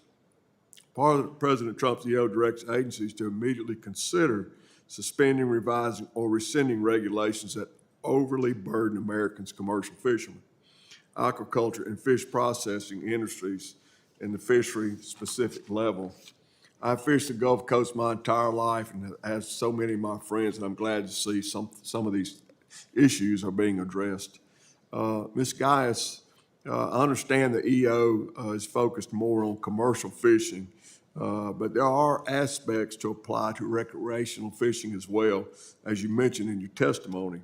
How important is it that we continue this discussion and codify President Trump's EO? Well, thank you for the question. Yeah, as I mentioned, I think there are a lot of things in that EO that apply to the recreational fishery, improving data, decreasing unnecessary regulations, improving access, and then the provision in the executive order about exempted fishing permits, as I mentioned, I think could be critical for improving the situation for Atlantic red snapper, similar to what we had in the Gulf. It's been several years ago now, under the first Trump administration. You know, the Mississippi Gulf Coast is home to some of the, if not the best, some of the best recreational fishing in the country. Sportsmen in Gulfport have access to incredible stock of tuna, snapper, mackerel, and grouper. In previous years, high recreational fishermen have had their ability to responsibly and sustainably harvest fish challenged by federal management, National Marine Fisheries Service. Can you detail some of the challenges that the recreational fishermen has faced in the Gulf along with the Gulf Coast? Sure, I'll talk about Gulf red snapper for a minute because that was a really big challenge for us, but we've managed to turn that around. So we were in a situation where we had a season that was just a handful of days, and we got to a breaking point where it was just too difficult, and really the Gulf states stepped up. They put their heads together. They came up with data collection systems to help improve the information that was feeding into management. And then ultimately, we're able to use that information to inform state-led management where they are setting seasons that fit the needs of their state. And so that's been a really big deal for us, for our community. Very good. You mentioned in your testimony that state management for red snapper recreational fishery has been a game changer, just like you were just saying. Can you talk about that work that took place and assumed by the state management? Yeah, in the Gulf, as I said, the states developed their own data collection systems, and then after that, actually there was some Senate language in one of the budgets that directed NOAA to create an opportunity for states to get exempted fishing permits to test management, state management. And so they did that, and then we went through the process, and it was codified through the Gulf Council. Has this really improved the fishing? Absolutely, yeah. I mean, there's more access, more days open, and those seasons are based on more reliable information. So I definitely consider that a success. Thank you very much. And I would like to say back to those sharks, I have caught plenty of red snapper that were 20 pounds that ended up being only 2 pounds when I got him in. So thank you very much. Thank you. The chair now recognizes Ms. Dingle for 5 minutes. Thank you, Madam Chair. I have a lot of those stories, too. I want to thank you for holding today's important hearing on America's seafood competitiveness. And this hearing's being held on the same day that myself and Representative Mast have reintroduced the bipartisan bill titled the Forage Fish Conservation Act, which is a vital step forward in ensuring the health and sustainability of our marine ecosystems. This legislation builds on the proud legacy of the Magnuson-Stevens Fishery Conservation and Management Act, which has guided our nation in the responsible management of fisheries for decades by improving protections for forage fish action. Forage fish, like sardines, herrings, and anchovies, are the backbone of the ocean food web, providing essential prey for larger fish such as tuna, salmon, and cod, as well as marine mammals and seabirds. These small fish play a major role in supporting fisheries vital to coastal communities. However, these populations have experienced substantial decline because of human activity, which threatens the viability of marine ecosystems as well as opportunities for recreational fishermen. Currently, there are few management measures in place to address this decline, and that's why this bill is so important. The Forage Fish Conservation Act makes certain that we take a science-based, ecosystem-wide approach. It ensures that before new forage fisheries are authorized, we understand the full impact on existing fisheries, on local economies, and on the broader marine environment. It also makes sure that the needs of these essential predator fish and the voices of fishing communities are considered every step of the way. Importantly, this bill respects the role of states in managing the waters closest to home while strengthening national efforts to protect forage species offshore. And this legislation has received support from conservationists and sportsmen alike. It's endorsed by the American Sports Fishing Association, the National Audubon Society, the Theodore Roosevelt Conservation Partnership. I could go on, and I welcome all my colleagues to support it. But now let me turn to you, Ms. Guyas.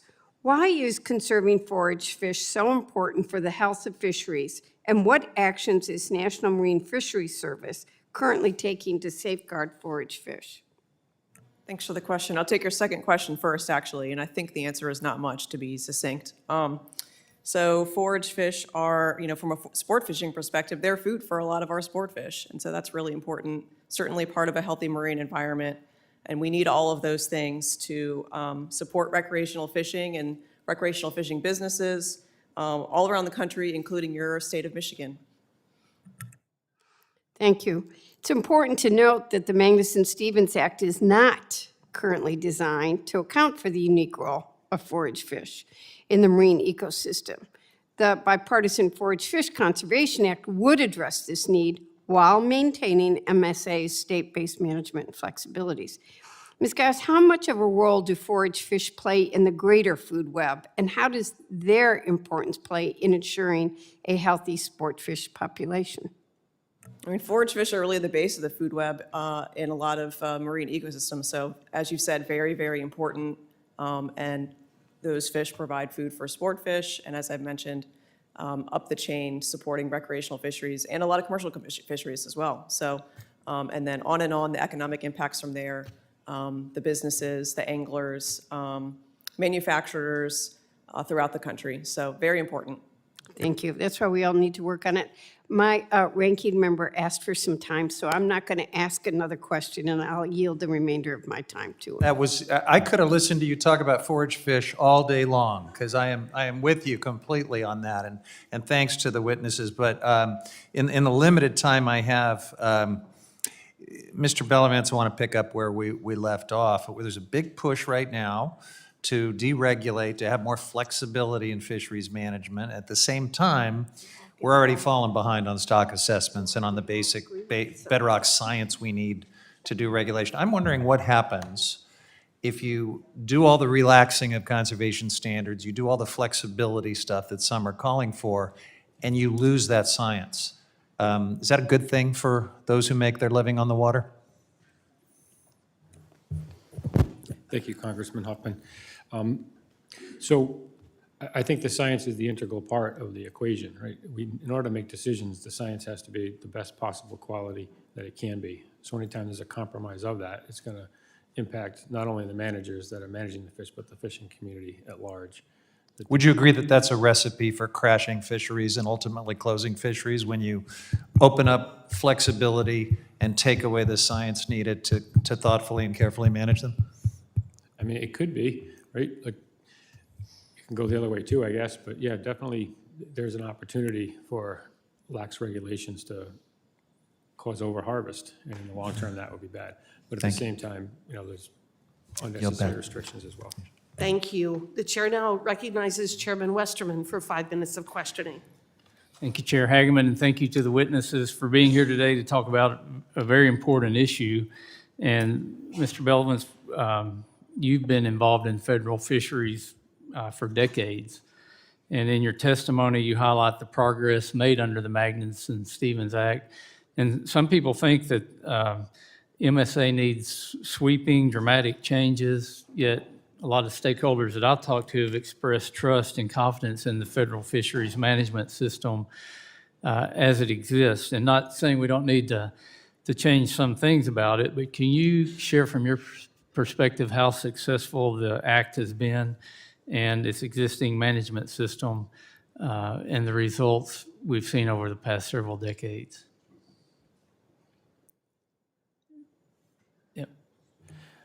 I apologize. Could you repeat the question? Sorry.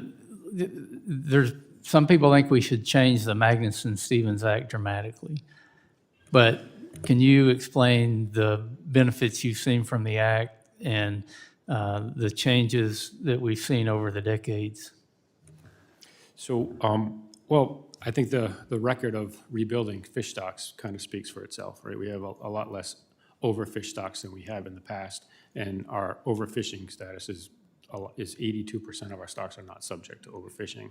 So the cooperative process that lays out in the Magnuson-Stevens Act works, right? It's rebuilding stocks. Now, it could be made a little better, but in general, I think strongly that I believe strongly in the Magnuson and our whole council process. Several of us on the committee just got back from a CODEL last week to Japan, Taiwan, and South Korea, and the IUU fishing is a huge issue in those countries. We had a chance to visit the fish market in Tokyo, which was quite amazing. But other countries are dealing with issues of just enforcing the laws. They don't have the Coast Guard and the ability that we have to enforce our fisheries laws, even though the South Koreans are making a big effort to try to change things where they're fishing, but they still have a lot of foreign vessels that come into their waters and do damage to their fisheries. How well are we able to enforce the laws that we have in our fisheries? Thanks for the question. So I think we have rules in place that would do a decent job of enforcing the policies that we have, but it's a huge ocean, and there's a lot involved in international enforcement, right? So I know that the folks that are involved in enforcement at NOAA Fisheries and local regions and so on are super dedicated to their job, and they try hard, but it's a complicated thing to try to get at all these different attempts to try to circumvent our system and disadvantage our fishermen here in the United States. So I think it's on the council's mind for sure of how we can craft regulations that protect our fishermen, and I think maybe the executive orders will help us do that as well. And Mr. Hunter, in your testimony, you talk about how the Community Development Quota Program has encouraged investments in the seafood industry, which in turn has provided a great level of economic independence for the people that your organization serves. And thank you for telling your personal story, and I would consider that a great American success story.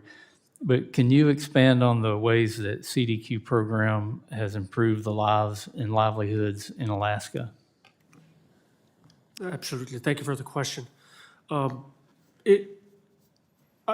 I want to preface that with the reality of what it's like to live in the village. It is tough. It is, growing up poor, I didn't realize I was poor until, I got a little older, but, I see the struggles that a lot of families go through.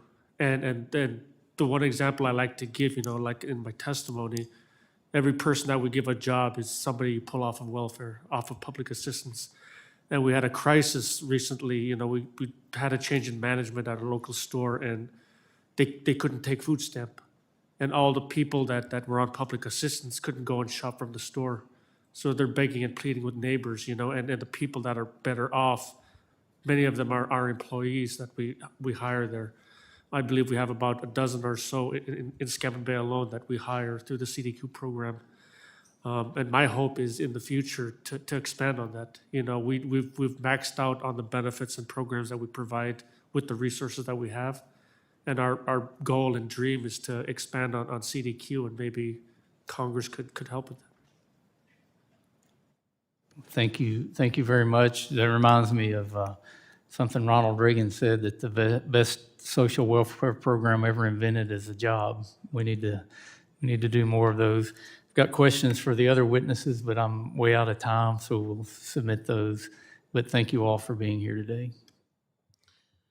Thank you, Mr. Chairman. And the chair now recognizes Mr. Golden for 5 minutes of questioning.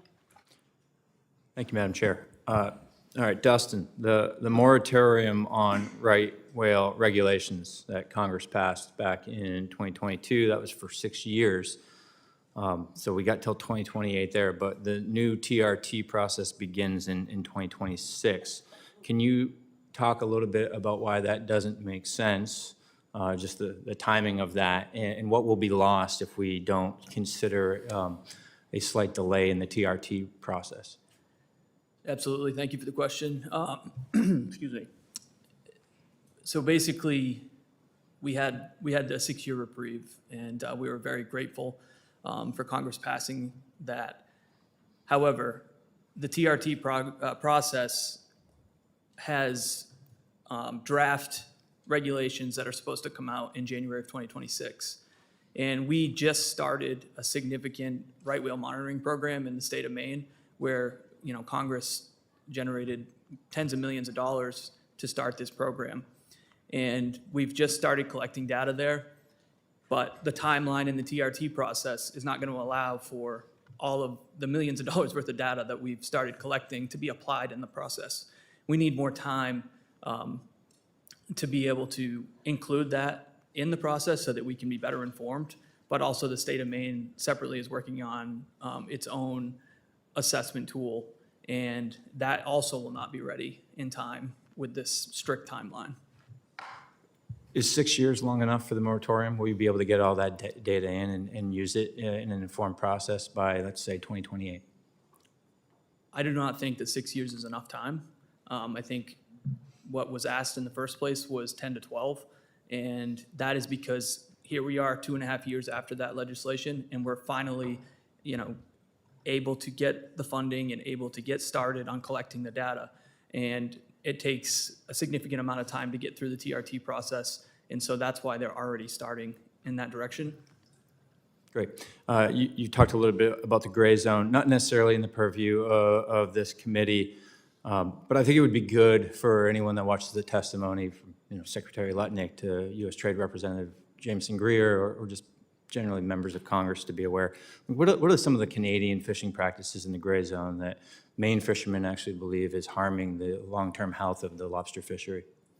Well, being a lobster fisherman myself and believing in the strong conservation measures that we have put in place mostly ourselves, I think one of the largest issues is the fact that the Canadian vessels do not have a maximum size on lobsters. Our brood stock is very dependent on those large female lobsters, and when the Canadian vessels come in, they can harvest those lobsters and they can send them to market. And I believe that our American fishermen are starting to see the results of that behavior in their catches now. And I think it's really important that we start looking at this issue before it's too late. Great. running out of time here, so I'll try and squeeze this one in. So you talked about fish stock assessments, the pilot program that you hope gets funded. Congress could do that, or maybe the administration could find some of that funding.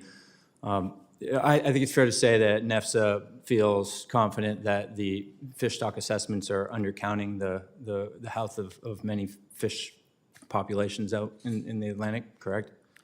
Yeah, we typically do feel that way. Right, so part of the president's goal with his trade agenda is to see less foreign imports, less reliance on foreign goods, particularly core ones like food.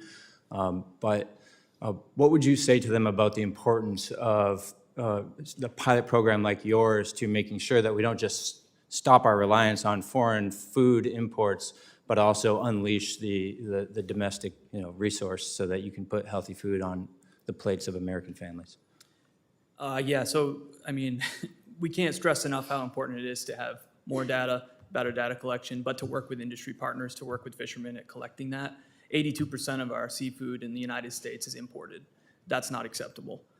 We have the means here. We just need to improve the data. We need fishermen to be involved in these processes. All right, thanks for your time and your testimony today. Thank you. The chair now recognizes Ms. Malloy for 5 minutes of questioning. Thank you, Madam Chair. Thank you all for being here and testifying. I represent Utah, which is the second driest state in the country. And in case you haven't looked at a map of the United States recently, it is a long way from the ocean. I don't even eat fish if I can avoid it, but I am really excited about the idea of good resource management.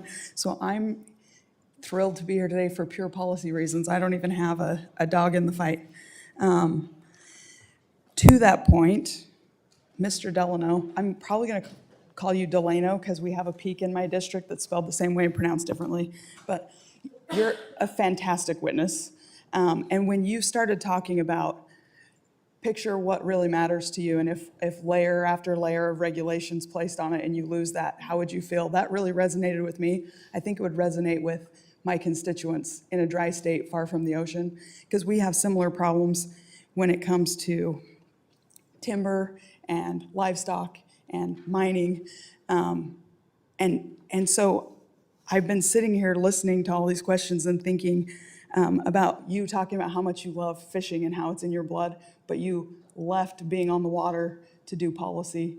And I hope being here today helps you realize that that's worth it.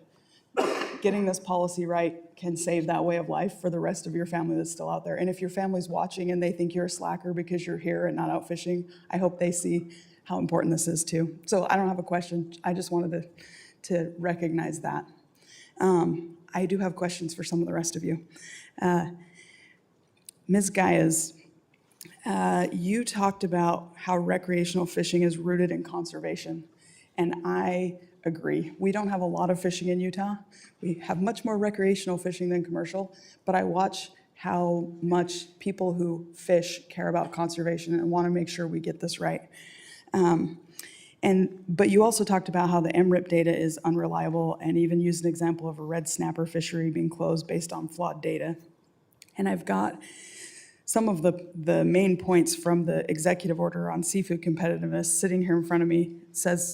Tells the agencies to identify fisheries with high regulatory burden and collaborate with regional councils to revise or remove barriers, improve data collection through cooperative research and new technologies, and increase stakeholder input in management decisions. What regulatory changes would you recommend to reduce restrictions and help recreational fishing grow economically and socially? That's such a good question. I think there's a lot of things that we could do. The fishery that I focused on a lot in my testimony was red snapper. And I think we have a model for where we could go from the Gulf into the Atlantic.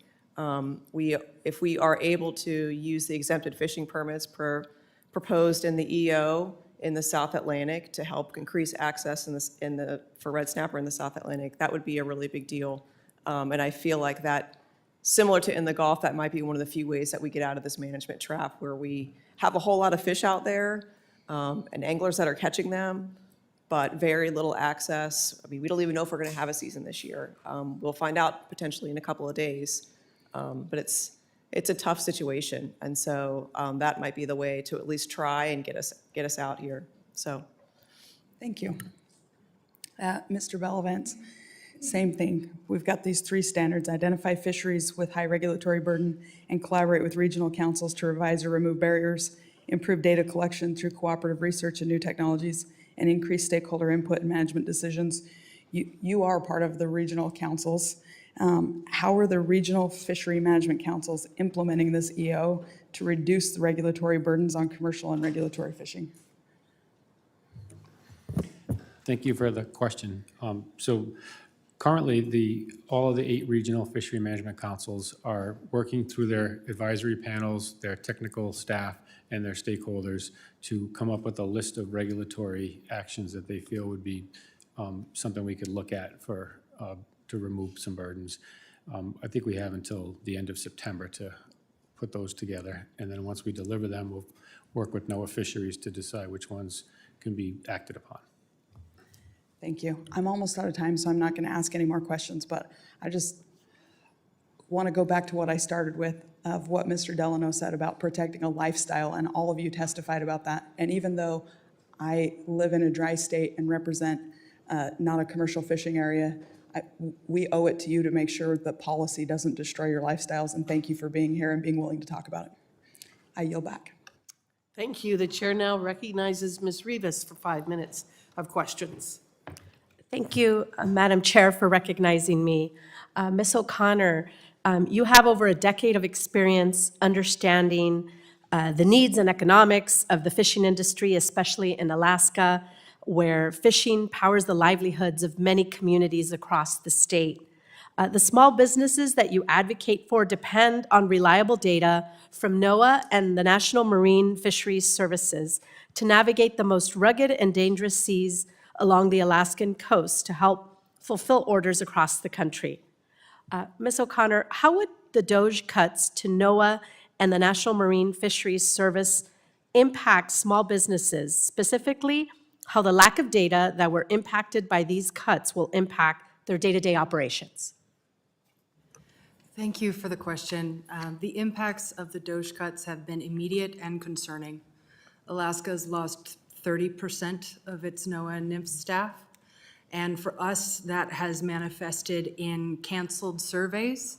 The travel freeze resulted in us being unable to provide airplane tickets to the volunteers that participate in the survey.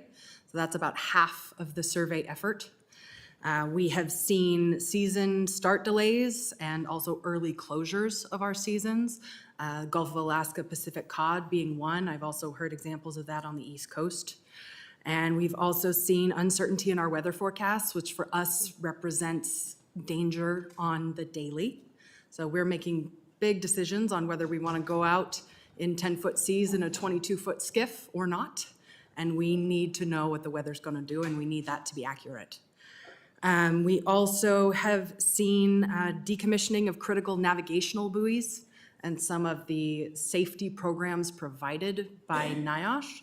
And it may not be well known that in certain fisheries, receiving a certificate that you've done that training is a requirement to be able to go out and fish. So not only are we requiring that training, we're also no longer able to receive it. So it puts us in a really difficult position. So in the last several months, we've seen immediate and very concerning. Thank you for your answer. Like you mentioned, we've seen that the Trump administration is proposing these budget cuts that will decimate key departments overseeing this work, including $1.33 billion in budget cuts to NOAA's Operation Research and Facilities, a 50% cut to the National Ocean Service, a 29% cut to the National Marine Fisheries Service, and a 74% cut to the Office of Ocean and Atmospheric Research.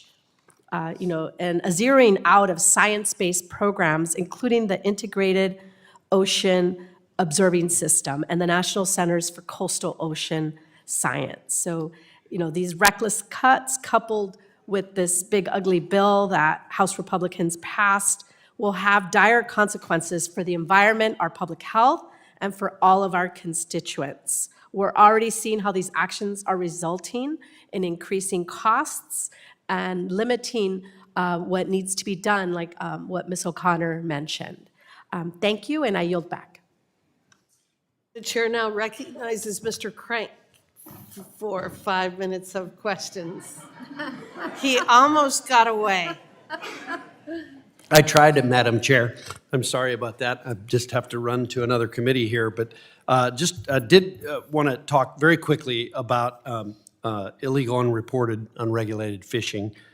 It's a serious global issue, and I know lots have talked about that. It depletes our fish stocks, it weakens our local fishing economies, and it's often linked to organized crime, forced labor, human trafficking, smuggling, and it poses a pretty significant national security threat. Unsurprisingly, China and Russia are among the worst global offenders. Of the 152 countries scored by the IUU Fishing Index, China ranks #1 and Russia #2. In 2022, a European Parliament report found that half of all vessels engaged in IUU fishing flew Chinese flags. China's role in IUU fishing is driven by two key factors: rising domestic demand for seafood. The second and more concerning reason is China's desire to be a maritime power. China has invested over $1 trillion in its Belt and Road Initiative, and the Chinese Communist Party has explicitly outlined the key role maritime trade and access play in expanding its soft power and geopolitical influence. Experts estimate China commands over 17,000 vessels in its distant water fleet. China has secured fishing agreements with over 42 countries, granting access not just to seafood resources, but to ports, logistics, hubs, and surveillance opportunities. And many of these vessels are equipped with advanced communication and surveillance equipment, enabling them to monitor foreign naval activities and collect maritime intelligence. China is not alone. Russia also uses fishing fleets for dual purposes. Norway and Denmark have raised alarms about Russian trawlers operating in the Arctic being used for espionage. These ships often loiter near undersea cables, which we've discussed in this committee before, wind farms, and military installations.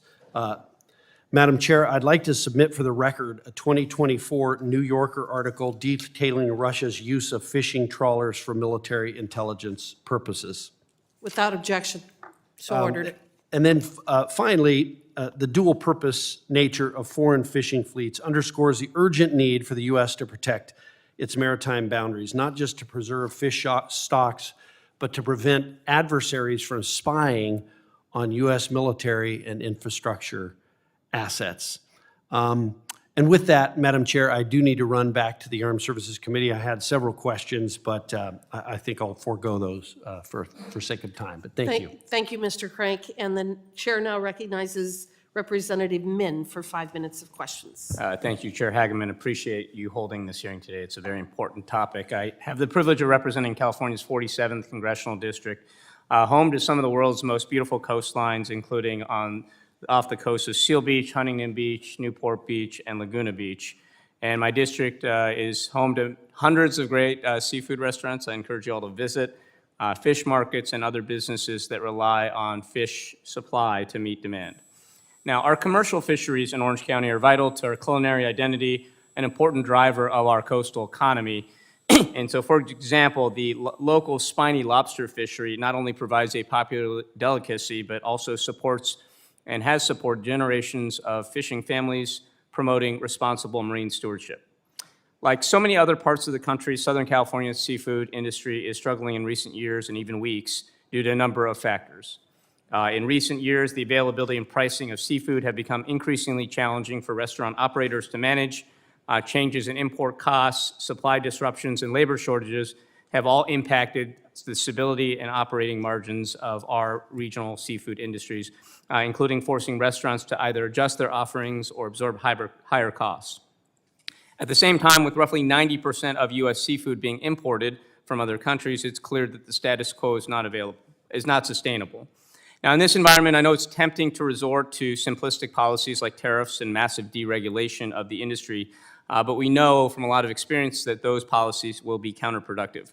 Right now, I'm hearing a deluge of complaints about President Trump's tariffs, which seemingly go up or down, on or off, based on what Trump had for breakfast that morning, and presumably it's not seafood. But those tariffs not only increase the price of imported fish, but also the price of fish exported for processing and then brought back into the U.S. market. Businesses in Orange County and throughout the country are seeing the impacts through higher prices, reduced foot traffic, and dwindling profit margins, which put jobs and livelihoods at risk.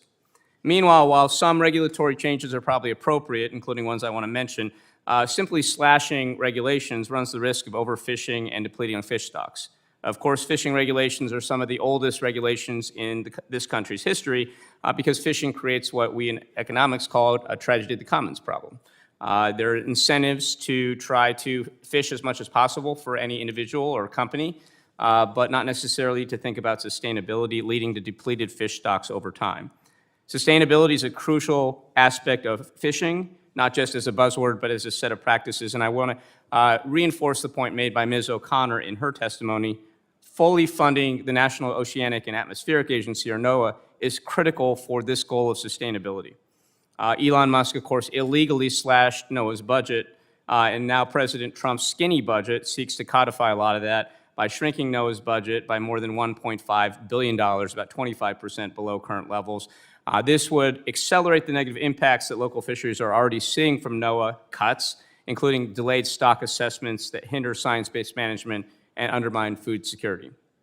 The American seafood industry is one of the best in the world. It's the safest, aided by environmental and labor standards matched by very few foreign producers.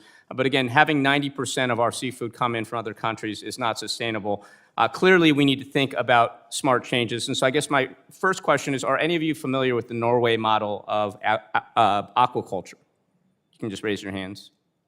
I guess not. In Norway, they've developed a massively successful aquaculture system of facilitating and growing domestic sources of seafood through a model based on sustainability, including through circularity of inputs and outputs, thinking about things like sustainable feeds and recycling, in a virtuous circle where academic research, industry, and the government work together, including through regulatory adaptations to try to promote aquaculture and sustainable fishing. And so actually Norway has become a big exporter of fishing. And so I think they create an example where we could follow here in the United States. Now today, aquaculture contributes to only 7.3% of our total domestic seafood supply, but it's something that I think could be very promising. So we just encourage you all to think about this in this committee, as well as what regulatory barriers might be inhibiting us from thinking about sustainability and a model of aquaculture or anything else. With that, I want to yield back. Thank you, Mr. Min. The chair now recognizes Mr. Begich for 5 minutes of questions. Thank you, Madam Chair. My first question is for Ms. O'Connor. Ms. O'Connor, you spoke about the generational nature of Alaska's fisheries and the critical role they play in sustaining communities. What do you see as the biggest obstacles to keeping young Alaskans in the fisheries economy, and how might Congress help lower those barriers, whether through loan programs, apprenticeships, or permitting reforms? Thank you for that question. Our young people are, I think, experiencing what the number one barrier for all of us, which includes uncertainty. We're getting hit with uncertainty in the markets, uncertainty in regulation, trade, the climate, and also, as you're well aware through your work, it's increasingly more and more expensive to enter our fisheries. So the work of this committee in previous Congresses, the Young Fishermen's Development Act, was a great step. It was the first workforce training initiative at the federal level for young fishermen. It is up for reauthorization in 2026, so want to put a plug in for that there. And I think treating us as what we are, which is small businesses, so loan programs through the SBA, improving our working waterfronts so that we can have more control over our fish. There's a lot that you can do, and I'm happy to brainstorm. Thank you. You'll be pleased to know that today we are actually introducing a bill to reauthorize the Young Fishermen Development Act in a bipartisan fashion. I'll be a co-lead on that. So I don't think we talked about that, but that's interesting you bring that up. That happened just while we were here. Second question for Mr. Hunter. Mr. Hunter, as you rightly pointed out, Alaska's seafood industry is under siege from foreign competition, countries that subsidize fleets and bypass environmental standards. Now, this is a direct threat to Western Alaska's economy. What new trade tools or labeling requirements should Congress pursue to ensure that Alaskan seafood competes on a level playing field both here at home and in export markets? Thank you for the question. I think that's a challenging front to tackle. We have influence over our local domestic product. We have no influence over what Russia does, what China does, what the EU does. You know, I would hope that there's something that we could do through either Congress or this administration to make requirements that allow us to be upfront on what kind of product we have and identify that it's sustainable. And the other actors, you know, the other competitors we have with Russia, China, that the world's aware of what they're buying. And I think Alaska is prime seafood that we need to advocate and advertise for. Thank you. We saw some really interesting proposals from Korea in our discussion on IUU fishing. And one of the things that they're pursuing, and I know this is happening here domestically as well within the industry, is complete supply chain visibility, where we can see at the retail level where a fish was actually caught and confirm with the consumer that it was caught in a sustainable fashion. And I think that we need to continue to invest in programs that provide that kind of supply chain visibility so that people do have confidence that when it says it's an Alaskan wild-caught salmon, it's an Alaskan wild-caught salmon. And I think that's important that Congress create, you know, regulations and a structure to provide for that. I think it is interesting as we're talking about the issue of tariffs and some of the executive actions that have come forward in the last few months. You mentioned that there's not a whole lot we can do about Europe and Russia and China. There are things we can do about Europe, Russia and China, but a lot of that happens at the executive level. And I think the Trump administration has signaled that they are more than willing to engage in some very maybe uncomfortable and challenging discussions, but hopefully part of that discussion with these nations will be illegal, unreported, unregulated fishing, as well as a number of the subsidies that, as we've heard today, have been provided by countries like Russia that really damage our ability to be competitive in Alaska. So it's my view that we need an international harmonization of regulations, an international framework for enforcing those regulations, and as I mentioned earlier, supply chain visibility that gives confidence to the consumer and all those in the supply chain that what they're receiving is actually what's being advertised. And with that, I yield back. Thank you, Mr. Begich. The chair now recognizes Mr. Soto for 5 minutes of questioning. Thank you, Madam Chair. Recreational fishing is a way of life in Florida, a driver also of our top industry of tourism, and it's key for commercial fishing, which brings popular fish like red snapper, grouper, and mahi-mahi to the plates of both Florida residents and folks from around the country and the world. I'm honored to represent Bass Country, so if you're watching major tournaments in the wintertime, you'll hear about a great place called Big Lake Tehopekaliga, one of the only warm places in the middle of January and February that you could see pro bass fishing. I'm also proud to be a co-lead with my dear friend, Representative Rutherford, who's joined us today on the Bipartisan Red Snapper Act. The red snapper season for the Gulf, 126 days. But the South Atlantic, a puzzling 1 day. This discrepancy is concerning, and I've heard from so many constituents, especially those who prefer the East Coast fishing versus the West Coast fishing, which we won't get into that right now. It's really stopping a lot of them who really enjoy recreational fishing on the Atlantic. The bill stops closures in the South Atlantic until the great red snapper count. This is, of course, a two-way street, though. The relief will only work if Congress also funds NOAA enough to do the count. Ms. Guyas, thank you for being here today. Appreciate all the work you've done on these issues in Florida. Why is the Red Snapper Act so important? Well, the Red Snapper Act is important because it helps us make sure that we are using the best data to drive decisions, especially a decision where, we are threatened potentially with a large area closure off the east coast of Florida for 55 species to protect red snapper, which are very abundant. That would be devastating economically for coastal communities and really the whole state. As you mentioned, anglers are from all over Florida fishing on both coasts and, coming from all over the country to fish in Florida. I mean, Florida's the fishing capital of the world. It's people's dream. And so, before we do anything drastic, let's make sure we've got the right information in front of us. And how important is NOAA funding to make sure we get this count right, even as we're working on this bill to give relief to Floridians and others? Congress has invested a lot of money in this count, and so certainly would like to see it through. Absolutely. Ms. O'Connor, what can be the consequence of fisheries if NOAA can't conduct accurate counts? Thank you for the question, and I think it's an important one. It adds uncertainty in a way that can both lead us into a fisheries disaster we don't see coming, or leave fish in the water that we could have otherwise safely harvested. So either way, we're in a tough spot. Sure, so very important. Wanted to talk a little bit about both grouper and lionfish. First, Ms. Guyas, how's the grouper population going right now? I know a lot of people love fishing for grouper. Depends on where you're at.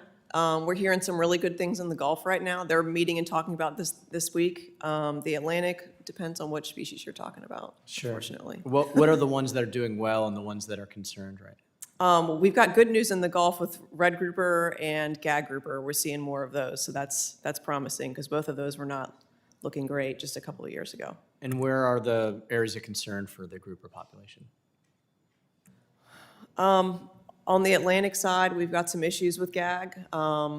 It's a little bit different situation over there. The habitat's different and the stock is different, but the South Atlantic Council is working on a plan to deal with that. Great. And then last question, lionfish, right? Invasive species. It's like a tank. Could be in shallow water or in the deep. It eats a lot of the eggs of a lot of these sports fishing, a lot of these sports fish. So how do you think the progress is going on addressing the invasive fish that is the lionfish?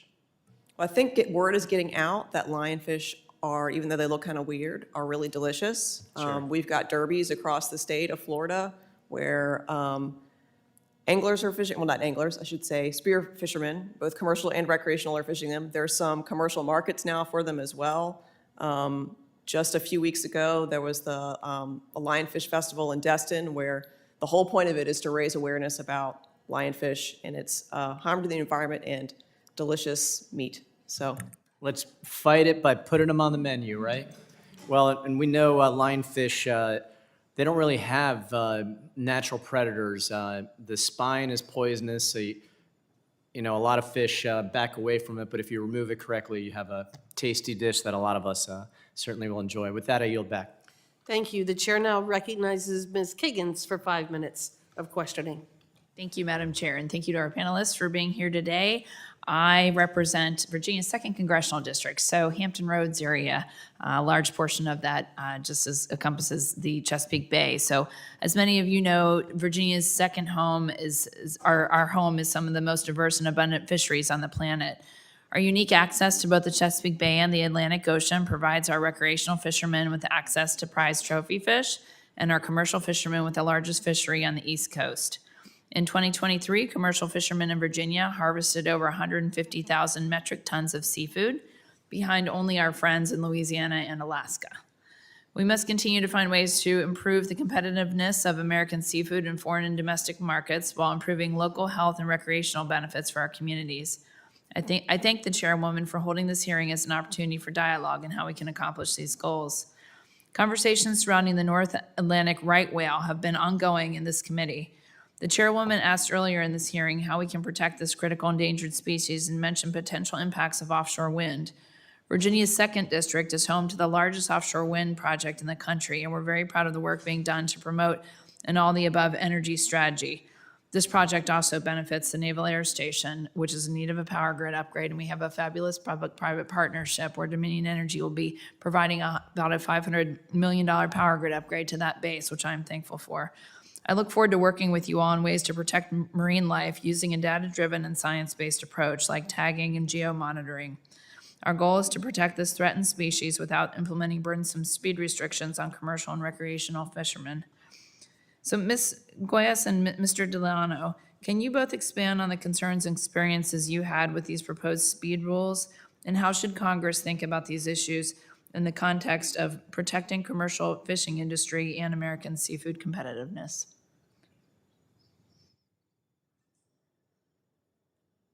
I appreciate the question, but we actually, excuse me, we haven't been subjected to speed restrictions in the Northeast yet with the commercial fishing, other than like mandatory slowdown zones when whales are present. With the proposal that was out for North Atlantic right whale, the speed zone expansion, I mean, one of our major concerns right from the get-go was, our community was not really part of the process in coming up with that solution. And, we felt like there are other ways to come at this problem, notably technology. Mr. Delano mentioned some of that, but, there are also the technologies on vessels nowadays can be quite sophisticated, and I think there's an opportunity there to use some of the technologies that are on vessels to help fishermen and other mariners out there from avoiding whales. So there could have been other ways to come at this. Yeah. Has the issue been kind of tabled for now? Is it in a place where people are happy just to sit with it, or are we? Is there a concern that they will be back? Because we hear from our local fishing industry that who are opposed to these speed restrictions that the issue will be back. I mean, my understanding is that it's been put aside for now, but there's always the question that it could come back. But I can tell you that our community, we are thinking about technology and how to be proactive in dealing with this issue. I think that's the right place to be. Thank you for that. And Ms. Guyas, you live in Florida, but I understand you grew up in the Chesapeake Bay.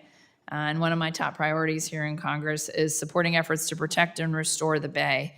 An important component of these efforts is supporting oyster reef restoration and commercial aquaculture, as oysters filter water, improve water quality, and provide essential habitat for other species.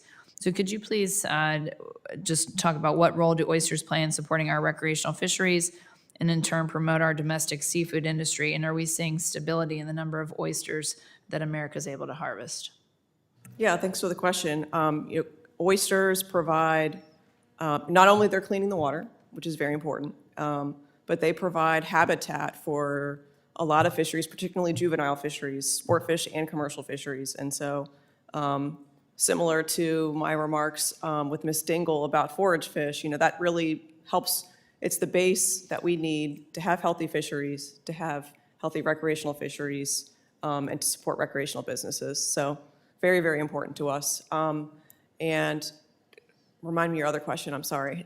Sorry, Just if the numbers of oysters that we're seeing being harvested in America, if there's stability in that number, is there, I just want to make sure there's not a decrease, or maybe times are great, there's an increase, but just it's been a pretty stable I can't speak to the exact number, but I can tell you that a lot of oyster farming operations certainly are taking off in my region. And so I think, there's a lot of good opportunities there, and oyster growing and harvesting opportunities. Our region too, we're seeing a lot of that. And I think my time has expired, so I'll yield back, but thank you. Thank you. The chair now recognizes Ranking Member Hoyle for 5 minutes of questions. Thank you, Madam Chair. My mother's family are commercial fishermen. We're commercial fishermen off the west coast of Ireland. The fishing industry in Ireland has decreased, has been devastated over quite a period of time because of overfishing by other countries, because of overregulation that happened without the input of the commercial fishing industry, and inherently bad trade policy. So I think this hearing is really important, and I appreciate everything that you're saying and your input. Given that I represent the central and south coast of Oregon, the fishing, commercial fishing and sports fishing industries are absolutely critical to our economy, especially since the crash of the timber industry. We lost a lot of jobs there. One of the things that our fishermen are most concerned about is the gutting of staff at NOAA and what that's done to the National Weather Service. I was listening to projections about wildfire preparedness last week, and we learned about the firing of a number of the staff that impacted the amount of weather balloons that are being sent up in Alaska, in Maine, across the United States. And that impacts the ability for us to get weather information, specifically for our fishermen before they go out. That kind of information saves lives. We also have had threats by anti-government groups, specifically to NOAA, because there's disinformation about what these weather balloons do. Apparently, some people think they create weather as opposed to telling us the weather. So this kind of disinformation can cost people their lives. The thing about weather balloons is that they give you information you can't get any other way. Ms. O'Connor, can you, and actually anybody else really, but first you, could you talk about maybe some of the impacts that these NOAA cuts have had, and specifically how you rely on the National Weather Service and what impacts those cuts will have? Thank you for the question. Absolutely. So one of the first impacts that I was made aware of from the DOGE cuts was turning off the webcams at Alaska's rural airports. And those not only allow our pilots to understand what they're flying into, but allow all of us to make travel decisions from, small skiffs to tiny two-person airplanes. So it has extended from there, unfortunately, to more systematic cuts to the Weather Service, which have impacted our ability to project snow in seasons that we might not have been expecting it, also high seas, and we are seeing the long-ranging impacts of that, which include our understanding of our changing climate. So the impacts, I think, have already been felt and will continue to be felt, and I would very much encourage fully funding and fully staffing the Weather Service. Thank you. Mr. Bellavance, how do you expect staff cuts at NOAA to affect your council's work? And have you been forced to take on unfunded mandates due to the chaos at NOAA? Basically, how's that affected you? Thank you for the question. So at the council level, we rely on NOAA Fisheries to provide us with information, scientific information, to help us make management decisions. We also rely on the regional offices to guide us through the regulatory process. And ultimately, NOAA will have to publish proposed rules and final actions on quotas and specifications to allow fishermen to fish. We've noticed recently that there seems to be less people available to do stock assessments. We've had to look at our stock assessment schedule into the future and readjust that. And we've also had delays in publication of regulations that we promulgated at the council. So hopefully we can come up with ways to streamline that and recover, but it's been a challenge. Thank you. I yield back. Thank you. The chair now recognizes Mr. Rutherford for 5 minutes of questioning. Thank you, Madam Chair. I appreciate the opportunity to address the subcommittee and the witnesses here this morning or this afternoon. And I really do appreciate all of you. And I know you all know probably more than anyone else that good fisheries management requires good, reliable, scientific fisheries data. What we just saw in these Gulf states, they have shown us that state-led management can work and work well. The Gulf states' data collection programs have produced more accurate numbers than NOAA and allowed for more responsive management that has resulted in greater fishing opportunities for anglers. That's thanks to that improved state data. This year, my state, the state of Florida, was even able to announce a record-breaking 126-day season in the Gulf. Now compare that to the Southeast Atlantic, that's 125 days more than we had. We had 1 day. 1 day. the state-led management in the Gulf compared to what NOAA gave us in the Southeast Atlantic, and we know they're wrong. In fact, they know they're wrong. Even NOAA has admitted to that their data is flawed, saying in 2003 that recreational harvest estimates could be off as much as 40%. That's unacceptable, especially when anglers in my district are constantly telling me the red snapper is so abundant down there. You've been out there, Ms. Guyas. There's more red snapper than you can shake a stick at. So, good news has come for the state of Florida, Georgia, and South Carolina. Just this morning, Madam Chair, this letter was sent by Governor DeSantis to Secretary Lutnick, asking that they be allowed, the state of Florida, Georgia, and South Carolina, that they be allowed to state manage our fisheries. That is a strong signal that the states are ready to step up. So, Ms. Guyas, let me ask you, because you've been heavily involved in the Gulf as well, what are some of the next steps that we could do to help push this along as members of Congress? Yeah, that's very encouraging that that letter came through, and perfect timing considering we're having this discussion. I think what the Congress can do, certainly, and you all have done this, is help support, get better information to inform fisheries management, and supporting state management.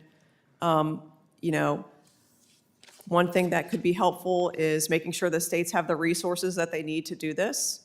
Florida has a lot of experience doing it in the Gulf. South Carolina and Georgia and other South Atlantic states like North Carolina, this would be a new thing for them. And so really just providing that support, I think, is going to be critical, especially if the executive order paves the way for this. In the Gulf, there was support from Congress as well, and there was directive language in the budget bill that year to direct NOAA to create these EFP programs. So that's another option as well. Thank you very much. And I will tell you, I really feel like this whole Amendment 59 is kind of shot NOAA in the foot, so to speak, because they have, you know, just as and this was under the previous administration, as they were going out the door, 6 days before they went out the door, they announced this Amendment 59, Rule 59. And now we're seeing a response to that concept that they want to close the bottom for 90 days every year in the Southeast Atlantic, not just to red snapper, to all 55 bottom species. And so I think they've really overstepped their boundaries, and that's why I think you're seeing the states step up and respond and say, hey, whoa, wait a minute, let us do this. We can do this much better. They've proven it in the Gulf. And Madam Chair, I'm hoping that we can certainly do that from Congress and allow the Southeast Atlantic fisheries to be managed by the state of Florida, Georgia, and South Carolina. And with that, I see my time is up. I yield back, Madam Chair, but thank you for this opportunity. Mr. Rutherford, would you like to submit that letter for the record? Actually, I would. Okay. Thank you. Without objection, it's so ordered. I also I ask unanimous consent to enter into the hearing record a letter from the National Fisheries Institute on the importance of strengthening and supporting a thriving domestic U.S. seafood economy. Without objection, so ordered. And I also seek to introduce the November 4th, 2021 letter to the Honorable Jared Huffman and the Honorable Ed Case from the U.S. Regional Fishery Management Councils addressing the bill that Mr. Huffman, Representative Huffman, talked about earlier today that he has introduced. Without objection, so ordered. I want to thank the witnesses for your value. I see that we might have some other unanimous consent requests. Just a few. Okay. Thank you, Madam Chair. I ask unanimous consent to include the following news article relating to the impact of the deep cuts in NOAA for the record. And also ask unanimous consent to enter into the record the 2025 article titled Uncertain United States Seafood Sustainability in a Manufacturing Crisis by Dr. Hallie Froelich and Dr. Jessica Gephardt. Without objection, so ordered. I want to thank the witnesses for your valuable testimony and the members for attending and your questions today. The members of the committee may have some additional questions for the witnesses, and we will ask you to respond to those in writing. Under Committee Rule 3, members of the committee must submit such questions to the subcommittee clerk by 5 p.m. Eastern on Monday, June 9th. The hearing record will be held open for 10 business days for these responses. And without objection, the subcommittee stands adjourned.